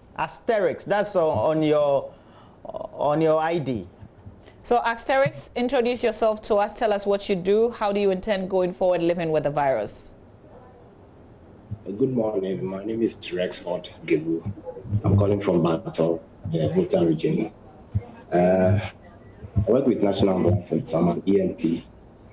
And my issue has to do with the fact that the government is trying to make us accept the coronavirus has come to stay. I think it is too early for the government to declare that. The reason being that already it is not easy. As a health worker, it is not easy dealing with these issues. Now we are seeing that the death count is only 31. You know, in other countries, that is how it started. When the death count starts increasing, things will go out of hand because we have limited resources, especially when we have very limited ventilators in our hospitals. Now, if we're losing the measures, like lifting the bans, which now I've seen that the teachers and other members of the GES are trying to push the government to abide with. If that happens, it means churches have to also be allowed to go to church. Now people will start meeting. And it is going to be very difficult to put in these measures as social distancing and also the face mask, which many people are still finding difficult to abide with. So I think it is too early for the government to say that the coronavirus has come to stay and we should live with it. I think they should put in more stricter measures for some time until we see that, oh, now we are having more recoveries and we are having less case counts, positive cases, and also the death is at the standstill. And we can see that, oh, now we are losing all the restrictions for things. Okay, all right, points well made. Shall we hear from Edward Enim, please? Good morning to you, Edward. Tell us what you do and going forward. Good morning. Yes, good morning. Okay, my name is Edward, and I'm a student nurse precisely at 37 Nursing and Midwifery Training College. Hello? Yes, please. How do you intend to live? What has been your experiences so far? Your experiences, what has been your experience? And then how do you intend to live with it? You practicing and at the same time living with coronavirus from today.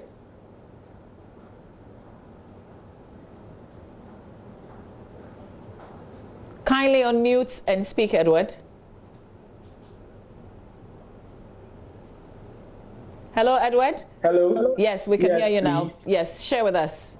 I mean, with the virus, it's in to stay for a while. So we as humans, we have to practice the necessary measures put in place by the Ministry of Health and the Nursing and Midwifery Council, as well as the Ghana Health Service, so that we would help to eradicate the spread.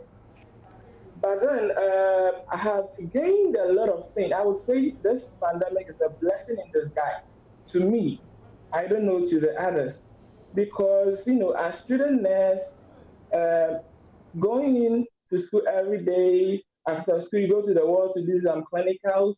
But then after when the pandemic happened and we were told to stay in the house for a while, I tried doing some online business. I have a handle on Instagram. It's by name Edward A. Ganesh. I currently am running a free advert for people, and it's like I have gained more from what I'm doing because I've gotten more time to concentrate on other things, other side jobs. Right now, we humans, we Ghanaians, we have to understand that this is something that we are all in together. Okay, we are all in together, and then we have to fight. We are not in the normal times. Sorry, we are in the new normal time, but then we are not in the normal time. Okay. So, if Mr. President says when you are going to a public place, put on your nose mask, make sure you have a sanitizer along with you, and then even if you don't have the sanitizer, make sure you wash your hands with soap and the running water.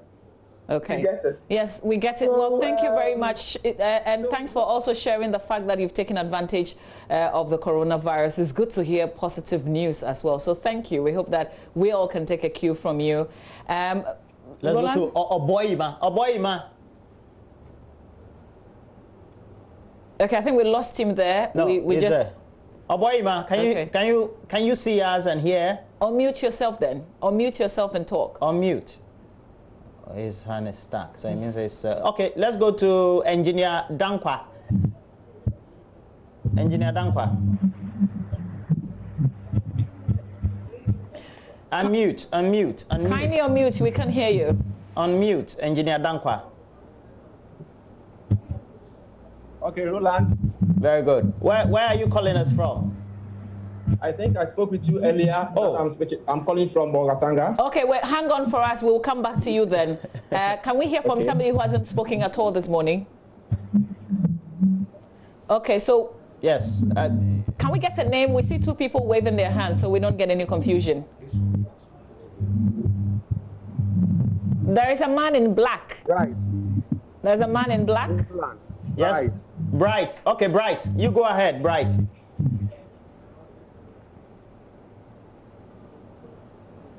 Bright seemed to have frozen on us. Bright, can you still hear us? Bright, if you're speaking, unmute so we can hear you, okay?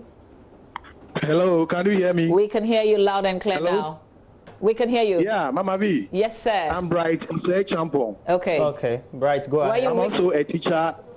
Yeah, I'm also a teacher in the public school, SHS. Okay, where are you reaching us from? Okay, I'm calling from Koforidia in the Eastern region. Okay, great. Share your experiences. How has it been like going forward? How do you think it will look like? Okay, actually, when this pandemic break up, I was in the room for almost 2 weeks. I was very scared. It took me just a day to even come out. So as for me, I believed long time it is real, and I still keep on saying that it is real. Most of our people don't believe it is real. So I'm on this platform urging everybody to observe all the necessary protocols. Right. Okay. And going forward to the question that you have put. Hello? Yes, Bright. Please. Hello, Mama V. Please go ahead, Bright. Yes, going forward. Okay, now the question on board is, you see this particular thing, the new normal is about adaptation. You see, let's go to a situation like maybe if you were to be in a village and now you have been brought to the city. You have to adapt to the new place that you have come to. I don't know whether you are getting me. We get you all right. So that's what you're doing. Yeah, but what I want to put across is that should the schools reopen, we can still do it. The fact is that I am advising the GES to first let only the third years, that's the Form 3s, come. Okay, all right. Okay, Bright, apologies there, but we have to end this. There is a press briefing that's just getting underway. Kojo Nkrumah speaking to the subject of persons who are locked out in the country, and the president is going to bring some people in, but who exactly and from where? Let's join the press briefing. Possible ways that can be safely managed. Now, a specific decision has been made, and I'm under instructions to announce that to you this morning. The government of Kuwait has informed the government of Ghana of an intention to deport some 245 Ghanaians who are currently in Kuwait illegally. The government of Kuwait has further requested permission from the government of Ghana to bring these persons into the Ghanaian jurisdiction on Saturday, the 30th of May, 2020. The government of Ghana has subsequently granted a special permit for the admission of the said deportees to Ghana. This deportation is to be executed via a special charter flight arrangement at the cost of the Kuwaiti government.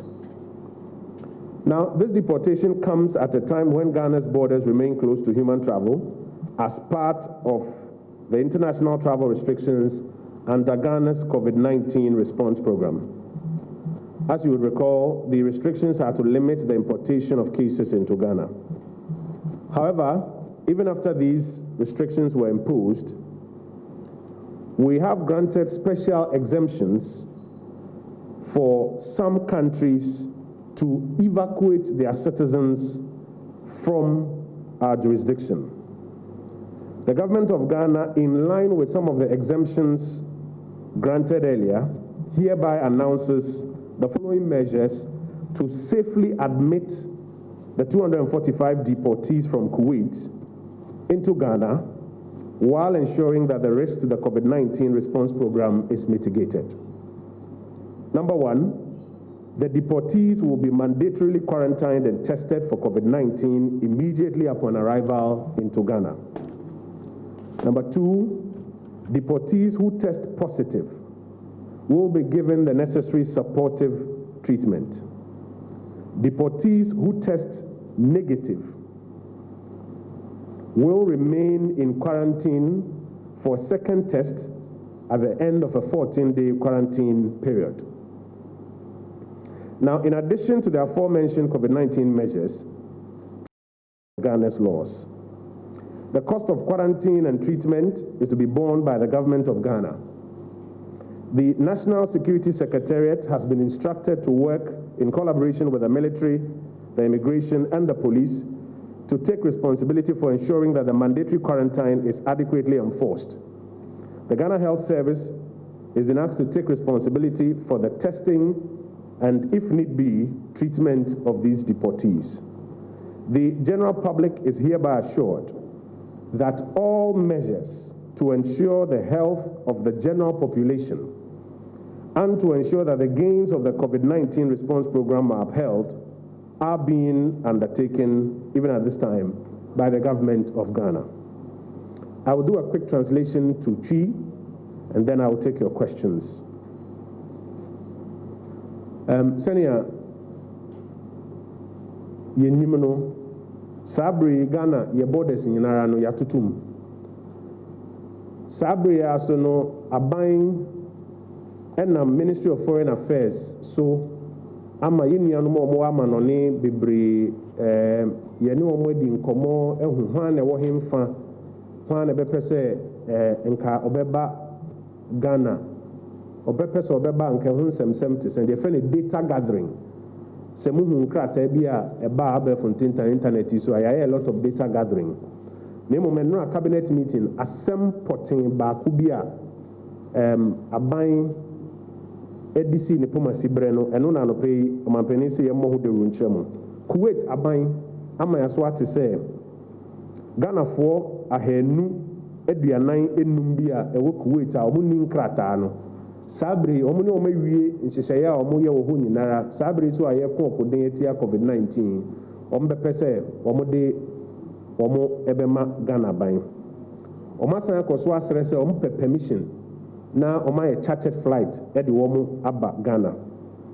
So I request we Abba Emrea Nankayato your borders mu as part of SAR COVID-19 response program. Borders no ya two mu say nipan kasa ntumi nkomba no. Yema exemptions kakra yenu bi fi amanoni ana ewa ha sei na omo aman eye so mbe person so be charter flight abe forma kono. Yama permission ma bebre charter flight abe forma ko.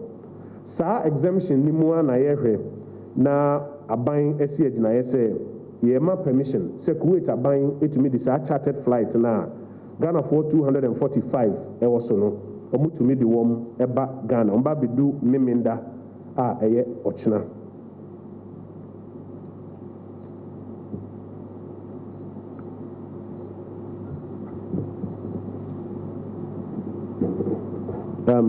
omba bedu meminda enye ochina. This is May 30th. Meminda May 30th, just to be clear. Na enshisheya ewo huni edikan ombedu Ghana hase ya the affair mandatory quarantine ye mom nyina bom ho gya wo baby a asrafo ne police fo ne doctor fo ne ade wo ho na yetumi ahwe om so no ye be mandatorily quarantine wo no nyina na ya test wo se COVID-19 yare ya yedu hu komo se ebi wo bia one man omo bi ni be yi akọ isolation and treatment center senia enano ye no one man be test negative no ye be san am oma ho for 14 days ni na ania san test wo biom e make sure say nye say bia obi enya bi na ned but I test me no ni na one man sansem we for mo ho no edikan ban em obi aso te say omo bas deportees inti emra immigration emra efa deportees bagana senia ye home no sa amra nana ye de beye adwuma kire se omo bewo aban kokomu anaso ombewo aban akache na aban aye hwehwemu obi asem kwan a fa so oye illegal immigrant obabia na owa na so obi oni nkrata obabia na owo no na omo ye hwehwemu no wi a deɛ wɔ sɛ mmarakwan so ɔmo fa ɛyɛ no ɔmo ahwɛ afa ayɛ aban na ɛbɛfa quarantine any treatment no ɛho ka na aban ama instructions to National Security Secretariat say wɔnom ne military ne police ne immigration ɛnhwɛ sɛ mandatory quarantine no baabi ɔmo bɛ kɔ ne kwan a ɛbɛfa so ahwɛ ɔmo so ne ade nyinaa sɛnea ɔmo di kan yɛ na nnɛ sɛbe yakwadere wɔ kwan a ɛfa so yɛ ne mu no ɔmo nhwɛ no ɔmo nyɛ no Ghana Health Service so aban ama instructions sɛ wɔn nhwɛ na testing na sɛ obi so hia treatment a treatment ɔmo de bɛma no ɔmo ahwɛ no mo yɛ aban ɛbɔ ɔman ne nyinaa dewuro sɛ deɛ wɔsɛ yɛyɛ ɛhwɛ sɛ saa nipa 245 yɛ a Kuwait aban ɛsan wɔn afi hɔ ɛde aba yi deɛ wɔsɛ yɛyɛ ɛhwɛ sɛ ɛnkɔfa nsunsuansubɔne biara mmerɛ Ghana man nankasa yɛapɔ mu den saa abere a yɛkɔ atia COVID-19 ɛne deɛ wɔsɛ yɛhwɛ ɛyɛ na anim kɔ a yɛkɔ nkakra wɔ ɔko a yɛkɔ atia COVID-19 no ho antɔkyema no aban bɛhwɛ na yɛayɛ ne nyinaa. This is the end of this brief, and I will take your questions on this brief shortly. Just one moment. So if you have questions, let me ask our colleagues to set up the microphone so that we can take questions.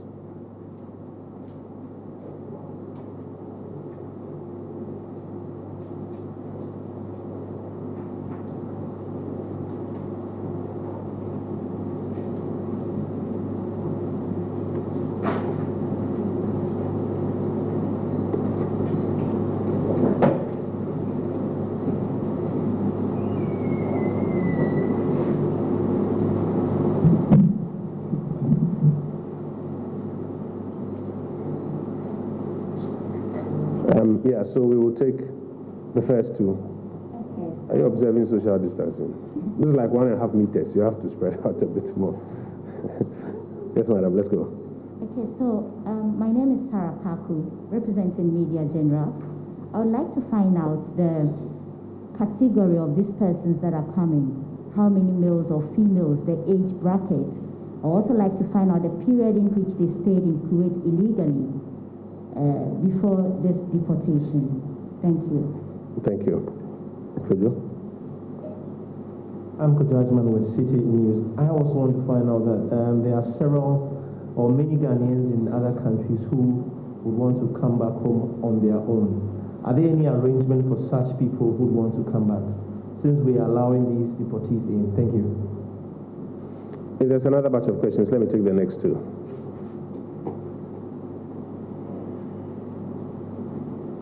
Good morning, Honorable. Morning, Abednego.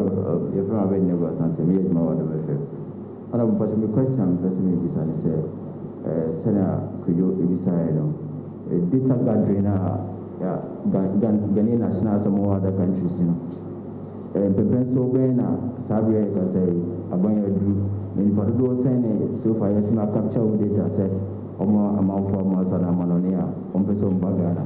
Now, the Ben Yashan is a bit my say, now Muslim bit my bar, Umbeva. My name is Maxwell, I'm a for Joy. My question is tied to Abednego's question. You mentioned data gathering. I want to find out what the data is pointing to, and then are we likely to have the evacuation of our compatriots who are stranded outside Ghana? Thank you. The last part again. Are we likely to have the evacuation of our compatriots who are stranded outside Ghana? Okay. If there's another batch of questions, I'll take them before I start responding.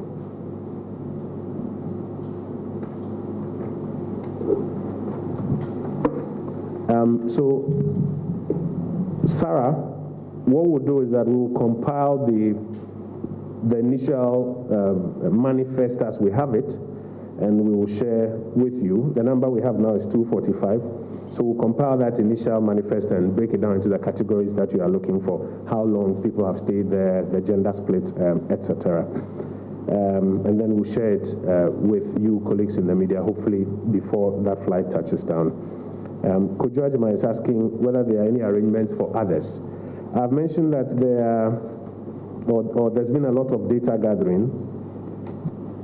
Let me just try a quick summary of the various categories. There are those who show clearly that they are able to pay for a potential evacuation to Ghana. This is made up of private individuals, business people, private-sponsored students on exchange programs. Then you have government-sponsored students who are yet to complete their courses, but without any compelling reasons, they want to come home. Then there are foreign-sponsored. No, the next one is Ghanaians who hold resident permits. Then you have those who are government officials who travel for official business, government-sponsored students, some of who have completed their courses, some who have a long break and an unclear break. Then you have those who are living rough, those who traveled by personal circumstances have gotten worse because of the COVID-19 response program globally, etc., and in various categories. A lot of data has been gathered. What we are going to do is to treat it on a case-by-case basis. So you will find out that in this particular instance, the examination is on the fact that these are persons illegally staying in Kuwait. The Kuwaiti government has literally, as part of their response program, rounded them up and has processed them, and it's of the view that they want to deport them. And they've gone through the diplomatic conversations with the government of Ghana. And therefore, on that diplomatic level, the government of Ghana engaging with the government of Kuwait are able to make a decision that for this category, we are able to receive and contain them and test and ensure that they don't become a risk to the general population. All the other categories, as I mentioned, will also be examined on a case-by-case basis. And where the examination shows clearly that it is possible to handle it in a manner that does not pose a risk to the general population, I'm sure the decisions that are made thereon, as we are doing this morning, even at this short notice, will be communicated to us. So as at now, no firm decision has been made in a blanket manner. It's been handled on a case-by-case basis. And so the cohorts that we are able to take a decision on now are the potential deportees from Kuwait. These are persons who were found to be staying illegally in Kuwait. The Kuwaiti government has gone through their processes and has satisfied the government of Ghana that these are Ghanaian citizens who are illegally staying in Kuwait. And the government of Ghana has given that permission, that special permit that aircraft containing them can land. I'm trying to confirm the date. It is actually tomorrow. It is tomorrow, not the 30th. So colleagues, just help me to correct that in your reportage. It is tomorrow. It is tomorrow that they will be getting to Ghana. So they will be leaving Kuwait tonight, and then they will be getting to Ghana tomorrow. And we have triggered the process to ensure that we can receive them, we can mandatorily quarantine and test and ensure that they don't become a threat to the Ghanaian population, if indeed we have some cases in there. And all of this is at the cost, the travel is at the cost of the Kuwaiti government as well. So for the other categories, the decision will be made on a case-by-case basis, having examined their circumstance and how it can be contained. Abednego asked a question in Chi. Can I give an update on the data that has been gathered so far? The numbers are in the thousands from all over the world, from the Americas, from Europe, from even West Africa and parts of Asia. The numbers are in the thousands, as in the numbers of persons who have given us information about their status. I hope you understand me. I'm not saying that thousands of people want to come back. I just need to be very clear on that. The numbers of people who have provided us information about their status are in the thousands. If you look at the various data sets in West Africa alone, or even across Africa, you have Niger, Cameroon, Gabon, Cote d'Ivoire, South Africa, Nigeria, Benin. In the Americas, you have a tall list. In Europe, you have another tall list. So the numbers of Ghanaians who are giving us information are in their thousands, but they are being examined on a cohort-by-cohort basis or a case-by-case basis, so that a good decision is made without putting the general population and the gains of the COVID-19 response program so far at risk. Abednego, Semeka no Chuma, Sabre de Nipa, Womo Ama Yati Omonkano, apem ne akiri ɛso babia bebree wo ene ɛso de a ɛde bebree kodu hɔ ene ɔmotebea saa bere ni nyina na ban ɛkɔ so ahwɛ no obia ne nasɛm yɛhwɛ asɛm no sɛne ɛte na yɛade a yɛbɛtumi ayɛ ho biribi a sɛne ɛnɛ saa nipa 245 ahanu aduanan num yɛ a yɛyɛ ho biribi a ɛyɛ yie no yɛbɛyɛ ho biribi nti yɛhwɛ asɛm no obiara ne ne deɛ anaasɛ ɔman biara ne ne deɛ sɛne ɛte no nti yɛbɛkɔ so ahwɛ ne saa basaa bere deɛ nipa a ɔmama yɛate ɔmo nka no ɛyɛ apem ne akyire. And there's a question about, are we likely to have an evacuation of Ghanaians? Some may even describe what is happening, even though it's a deportation. Some may even describe it as some sort of evacuation. And actually what we are doing, as I mentioned, is that we are examining on a cohort-by-cohort basis. Maybe let me not say case by case, because case by case may sound like individuals. So we're examining on a cohort-by-cohort basis what the situation is and what the feasibilities are. So for example, in this particular case, 245 persons from Kuwait, illegal immigrants, the Kuwaiti government has completed its work, satisfied us through the diplomatic channels, seeks to deport them. The government of Ghana believes that we're able to receive and contain these persons and the risk associated with it, in line with the immigration regulations for handling of deportees and our COVID-19 response program. We believe we are able to do it, and that is why that permission has been granted. The other cohorts from other parts of Africa, other parts of Europe, other parts of the Americas will also be examined on a case-by-case basis and the appropriate determination made. Colleagues, if there's another batch of questions, I'll take it. Yes, Abednego.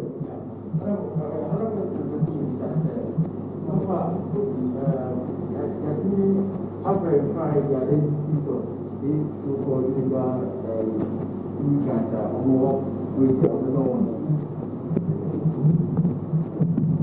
yeah, Honorable, the person who say government of Ghana have verified the identities of these so-called illegal migrants and person with deported over. It is a bit US government here, government say checks HSA, they are not Ghanaians until and deported. One example and cap maybe now my main correct US government then they are not Ghanaians. Me say satisfy and say Ghanaians. In this case, no say na me kind through diplomatic channels I satisfy and say we no me Ghana for answer na you be deported you know. Say no person deportation if you na so ka say we free Ghana ye man ko fi Ghana embassy ene wo mo kokodin ko mo kokohwe say no kra na enye no kra o mo ko validate oni foreign service officers ni bi o ha e to de bi kra mpo a etumi ye ntokwa between nipa e person deporting no ene Ghana foreign service officer na wa ba say obe validate because obi o kra mpo person obi fi krom ho ti ohun say wo a wo ba be validate no wo be boa ma ya be yi na fi ho. But we go through that process and some satisfy them. Sabri 245 and yet me satisfy them say we Ghana for a ban so say ye jo ma you to me a continue and I bet to me a so ano. We dey follow up with 245 ban say for instance obi and obi ni bi to is there any plan economic situation any package where the more because the deportee immigrants more support government or support there or the boss out for you. Any arrangement in place. Brief me one there and can be amfa sasem no sabre. Good morning, Honorable. Morning. First of all, I want to know when deliberations began with the Kuwaiti government over the deportation of these 245 Ghanaians. I ask this because there are other Ghanaians who are willing to cater for their own flights back into the country. And so when did the deliberations begin for these 245 people to come in? And then I also want to know what about other Ghanaians who are in other Emirati kingdoms? Does government have a plan for such persons in other Emirati kingdoms as well? Thank you very much. I do know that the deliberations have gone on for some weeks now. And the government of Ghana has been engaged by the government of Kuwait. And the government of Ghana has been satisfied by the diplomatic requirements that have been fulfilled currently by the government of Kuwait. I have said also that And perhaps I must even start by saying that our heart goes out to all our compatriots who are out there, who, for one reason or the other, because of the closure of the borders, are not able to ordinarily freely move into the Ghanaian jurisdiction. Our heart goes out to them.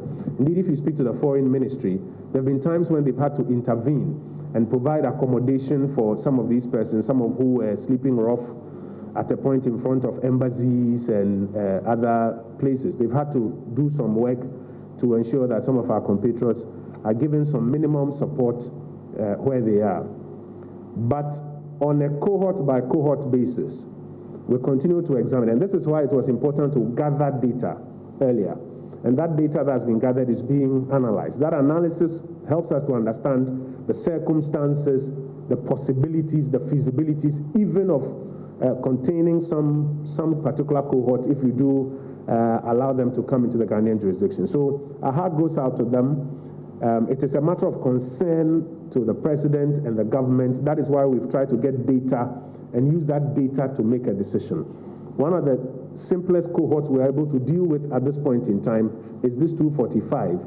How to, because of their status as illegal immigrants and the fact that they are being deported, how to simply grant permission, receive them, make sure they are mandatorily quarantined, tested, kept even for the 14 days for those who are negative, so that they can be, for want of a better expression, evacuated. And I'm using this expression advisedly, so please don't say we have started full evacuation. This is a deportation, and we have given permission for that chartered flight to come in.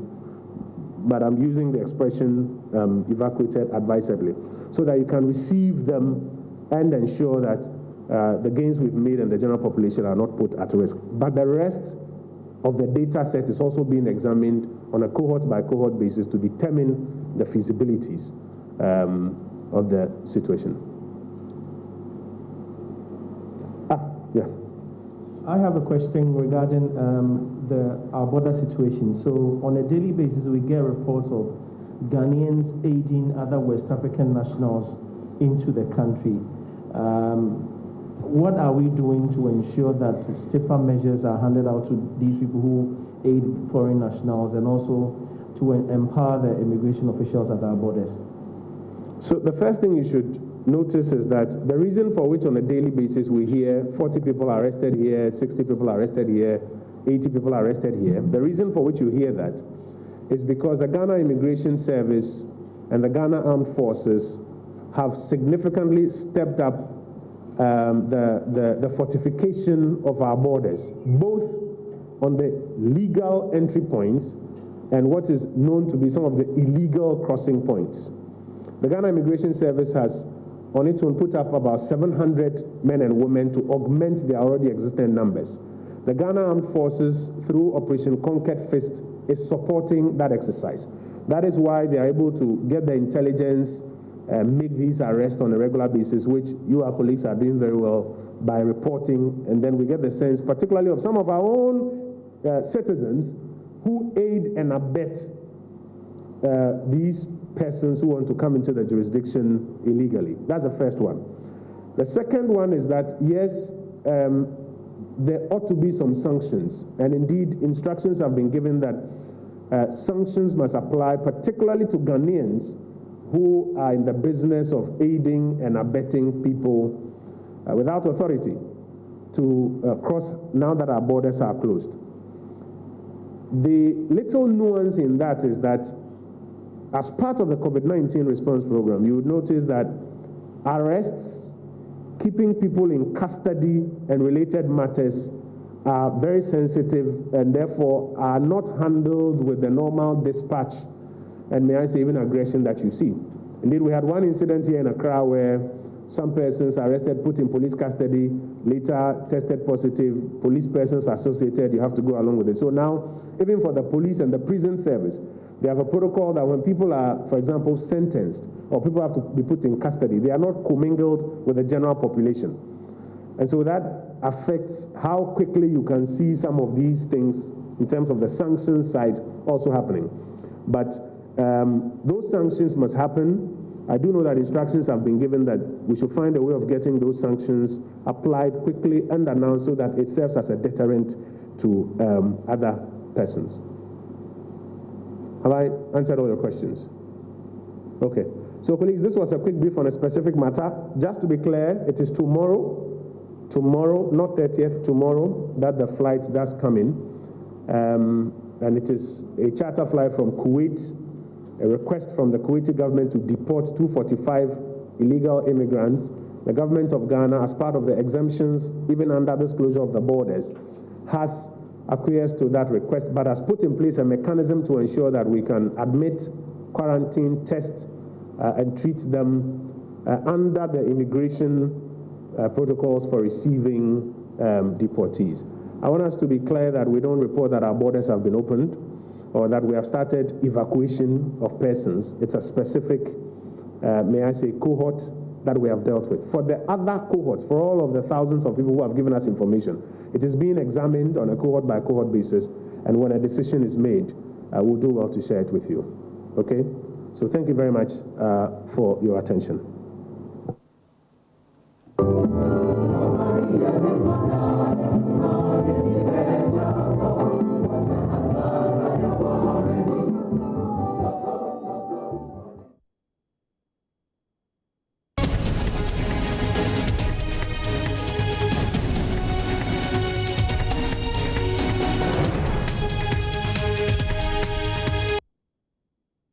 And that's the updates from the Information Minister Kojo Nkrumah. The news is that the Kuwaiti government has requested to bring back some 245 Ghanaians without proper documentation back into Ghana.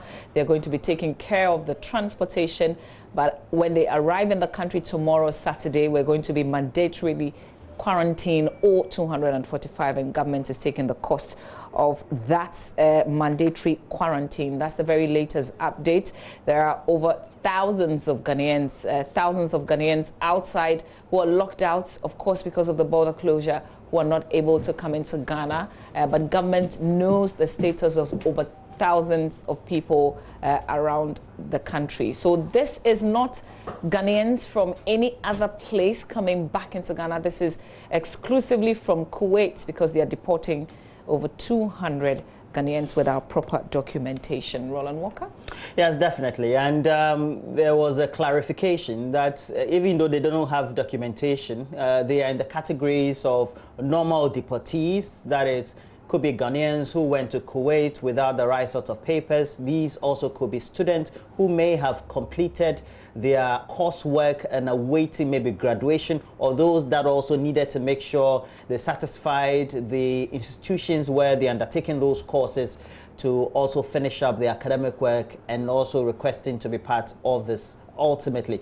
Now, when they come back, even though the Kuwaiti government is taking care of the cost of travel, the government of Ghana is taking care of the cost of quarantining them, that is accommodating, feeding, etc. And then when they come in, Mamavi, we're told that there will be tests that will be undertaken. There will be. So we're testing them as well. Those who turn positive will be treated. Those who turn negative will go through another testing process, and so they would go under the 14 days isolation, and government is trying to make sure that we don't import any cases of COVID-19 in our country. So that's the very latest, with a special grouping of Ghanaians coming into the country tomorrow, Saturday, from Kuwait, 245 of them.